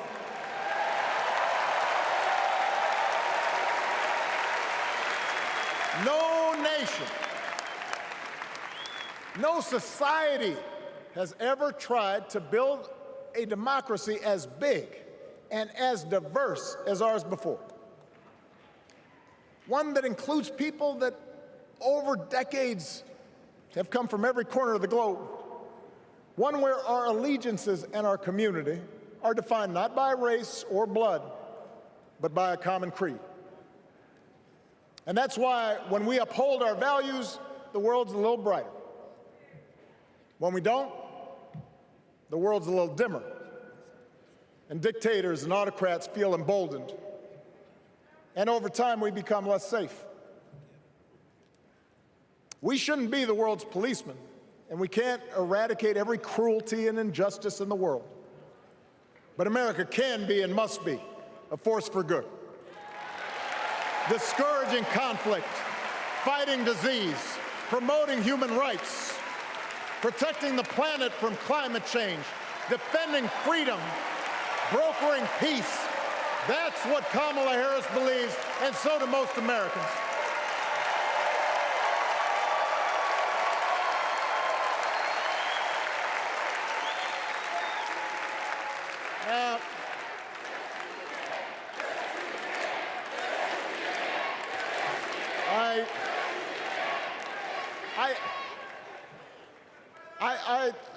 I know these ideas can feel pretty naive right now. We live in a time of such confusion and rancor, with a culture that puts a premium on things that don't last. Money, fame, status, likes. We chase the approval of strangers on our phones. We build all manner of walls and fences around ourselves, and then we wonder why we feel so alone.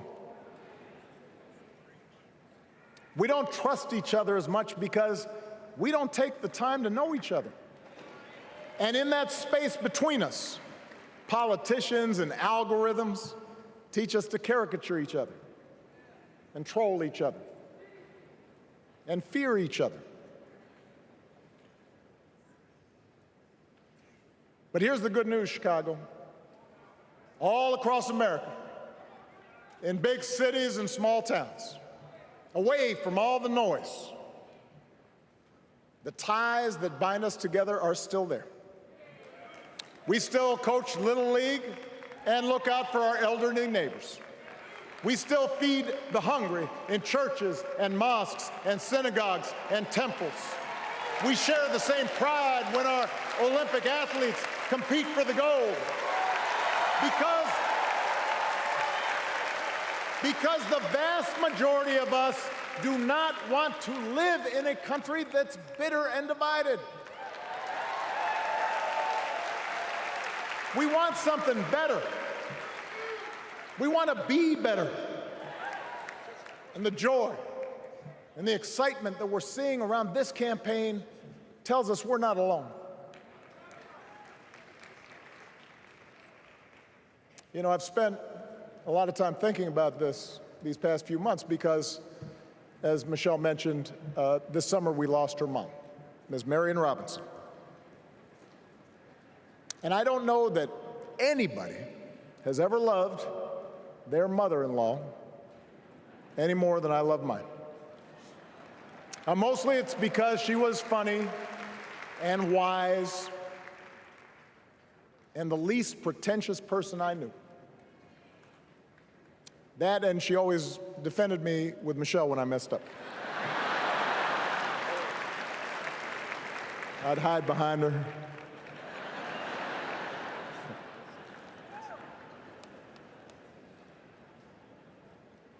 But I also think one of the reasons Mary and I became so close was she reminded me of my grandmother, the woman who helped raise me as a child. And on the surface, the two of them did not have a lot in common. One was a black woman from right here, south side of Chicago, right down the way. Went to Englewood High School. The other was a little old white lady born in a tiny town called Piru, Kansas. Now, I know there aren't that many people from Piru.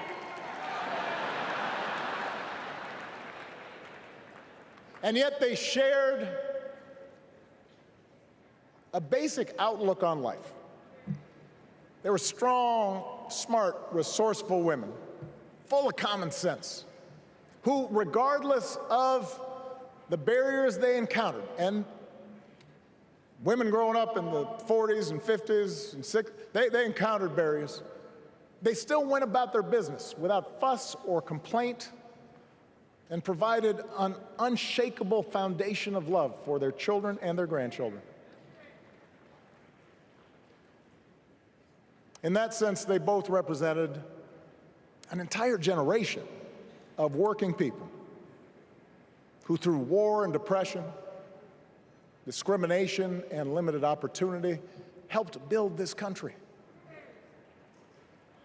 A lot of them toiled every day at jobs that were often too small for them and didn't pay a lot. They willingly went without just to keep a roof over their families' heads, just to give their children something better. But they knew what was true. They knew what mattered. Things like honesty and integrity, kindness and hard work. They weren't impressed with braggarts or bullies.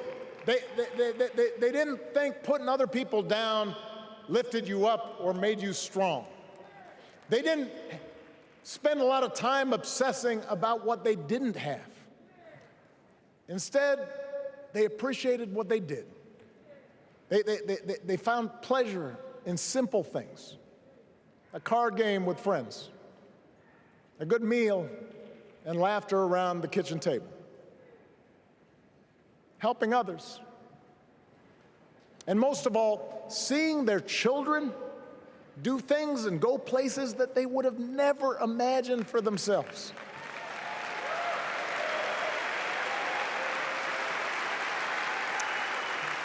Whether you are a Democrat or a Republican or somewhere in between, we have all had people like that in our lives. People like Kamala's parents, who crossed oceans because they believed in the promise of America. People like Tim's parents, who taught him about the importance of service.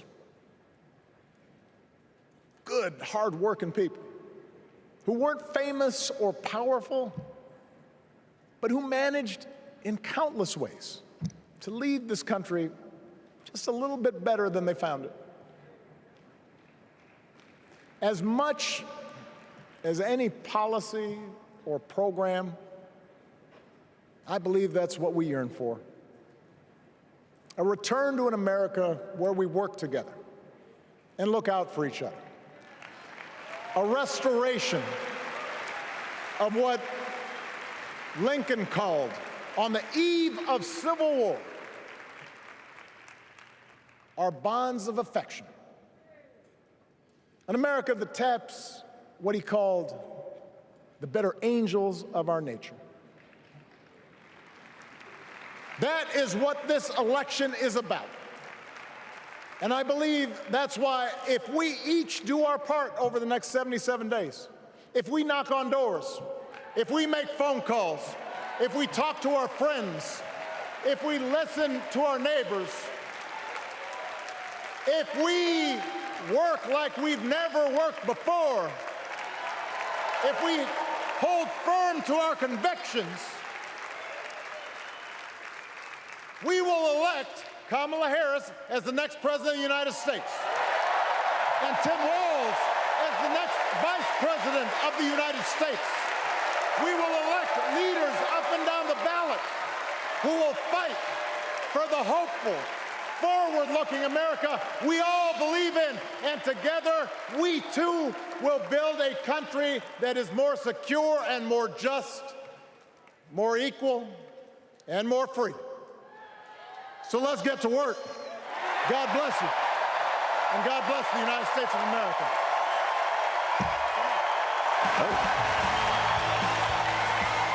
Michelle and Barack Obama returning to center stage here in Chicago, the city where they launched their history-making political ascent some 30 years ago. Michelle Obama speaking first with a rousing, unvarnished takedown of Donald Trump, which electrified this crowd. Barack Obama with a full-throated endorsement of Kamala Harris, the former president, saying America is ready for a new chapter. America is ready for a better story. Let's bring in our panel here. Judy Woodruff, Amy Walter, Jonathan Capehart, David Brooks. David, we'll start with you, reflecting on what you've heard this evening. Yeah, I thought the half hour, 45 minutes between Doug Emhoff and Michelle Obama was one of the most gripping 45 minutes of convention rhetoric that I've ever encountered.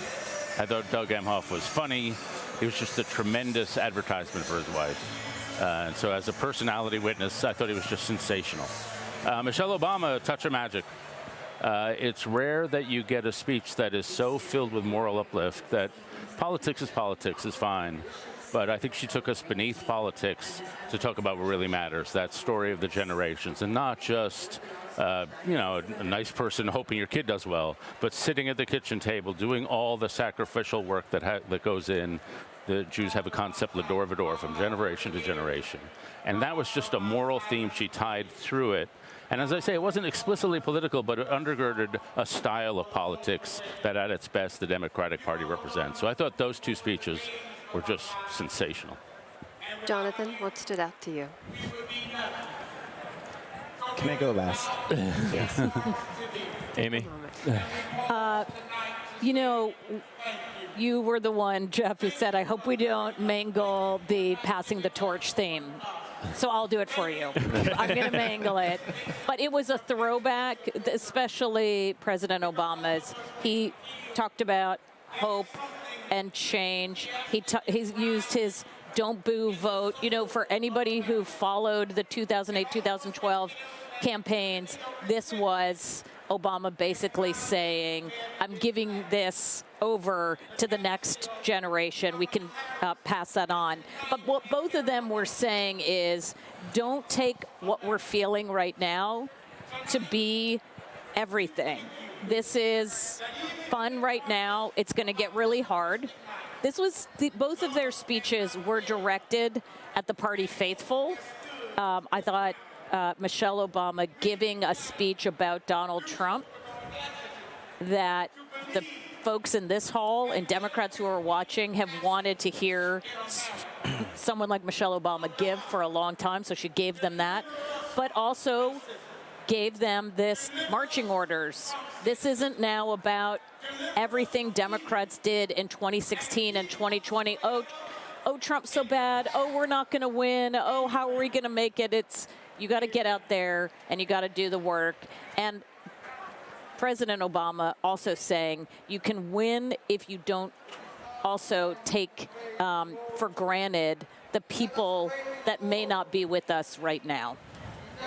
Judy, what stood out to you from what you just heard? So much. A reminder of Barack Obama's amazing oratorical skills, just holding this room in the palm of his hand. But so did his wife, so did Michelle Obama. Between the two of them, I don't think we've heard a more effective takedown of Donald Trump, the billionaire bully who only cares about himself. Her line about he did all in his power to make people fear, I wrote this down, two highly educated, successful people who happen to be black. She said, who's going to tell him that the job he's seeking is a black job? Of course, a play on what President Trump has said. I thought I agree with Amy, from both of them, this urgent plea, just because this has been an uplifting week, you've got a lot of work to do. 78 days, 77 days, whatever it is, go out there and work. And the other thing that struck me coming from President Obama is as someone who's been going around the country, covering our division, how focused he is on how divided we are, how that's hurting us as a country, it's hurting us as Americans. And he he portrayed it as something that for Democrats, it's something they need to work on, that can not only bring the country together, it can bring people back to the values that really matter. Jonathan Capehart, final word, friend. So I agree with everything that everyone said. The political analysis, I can't find fault with anything. I agree 100%. I'm going to speak personally as an American and as a black person. Michelle Obama's speech, and I'm trying not to look at Amna because I have my handkerchief that Amna gave me for the holidays. Yesterday I said, in politics, people want to be seen. They want to be seen in the way their politicians talk to them and talk about them. And when I pulled out my Amna hanky, it was when Michelle Obama said that Kamala Harris, we never have the grace of failing forward. We never have the benefit of generational wealth. If things don't go our way, we don't get to complain. That's how Michelle Obama lives her life. That's how Barack Obama lives her life. That's how I live my life. And to hear that coming from the former First Lady is just too, and I'm sorry, but I feel seen. And I think people in this hall feel seen. And I am certain that millions of Americans feel seen. I'll leave it there. Sorry. Thank you, Jonathan Capehart. Don't apologize. Can't think of a better note to end this conversation on. A lot to reflect on. We will have Much more coverage and conversations in the hours ahead. For now, just a big thank you to everyone here: Judy Woodruff, Amy Walter, David Brooks, Jonathan Capehart, of course, my friend Jeff Bennett. That concludes our broadcast coverage of the second night of the Democratic National Convention. If you're watching on YouTube, don't go anywhere. Our coverage continues with Laura Barone-Lopez and Ardima Zain reviewing the highlights of the night. And we'll have full analysis of the convention and the day's other news on tomorrow's PBS NewsHour. And we'll be right back here tomorrow night for the third day of the convention, when Tim Walz will speak and formally accept the vice presidential nomination. I'm Jeff Bennett. And I'm Amna Nawaz. For all of us here at PBS News, thank you so much for joining us. This program was made possible by the Corporation for Public Broadcasting and by contributions to your PBS station from viewers like you. Thank you.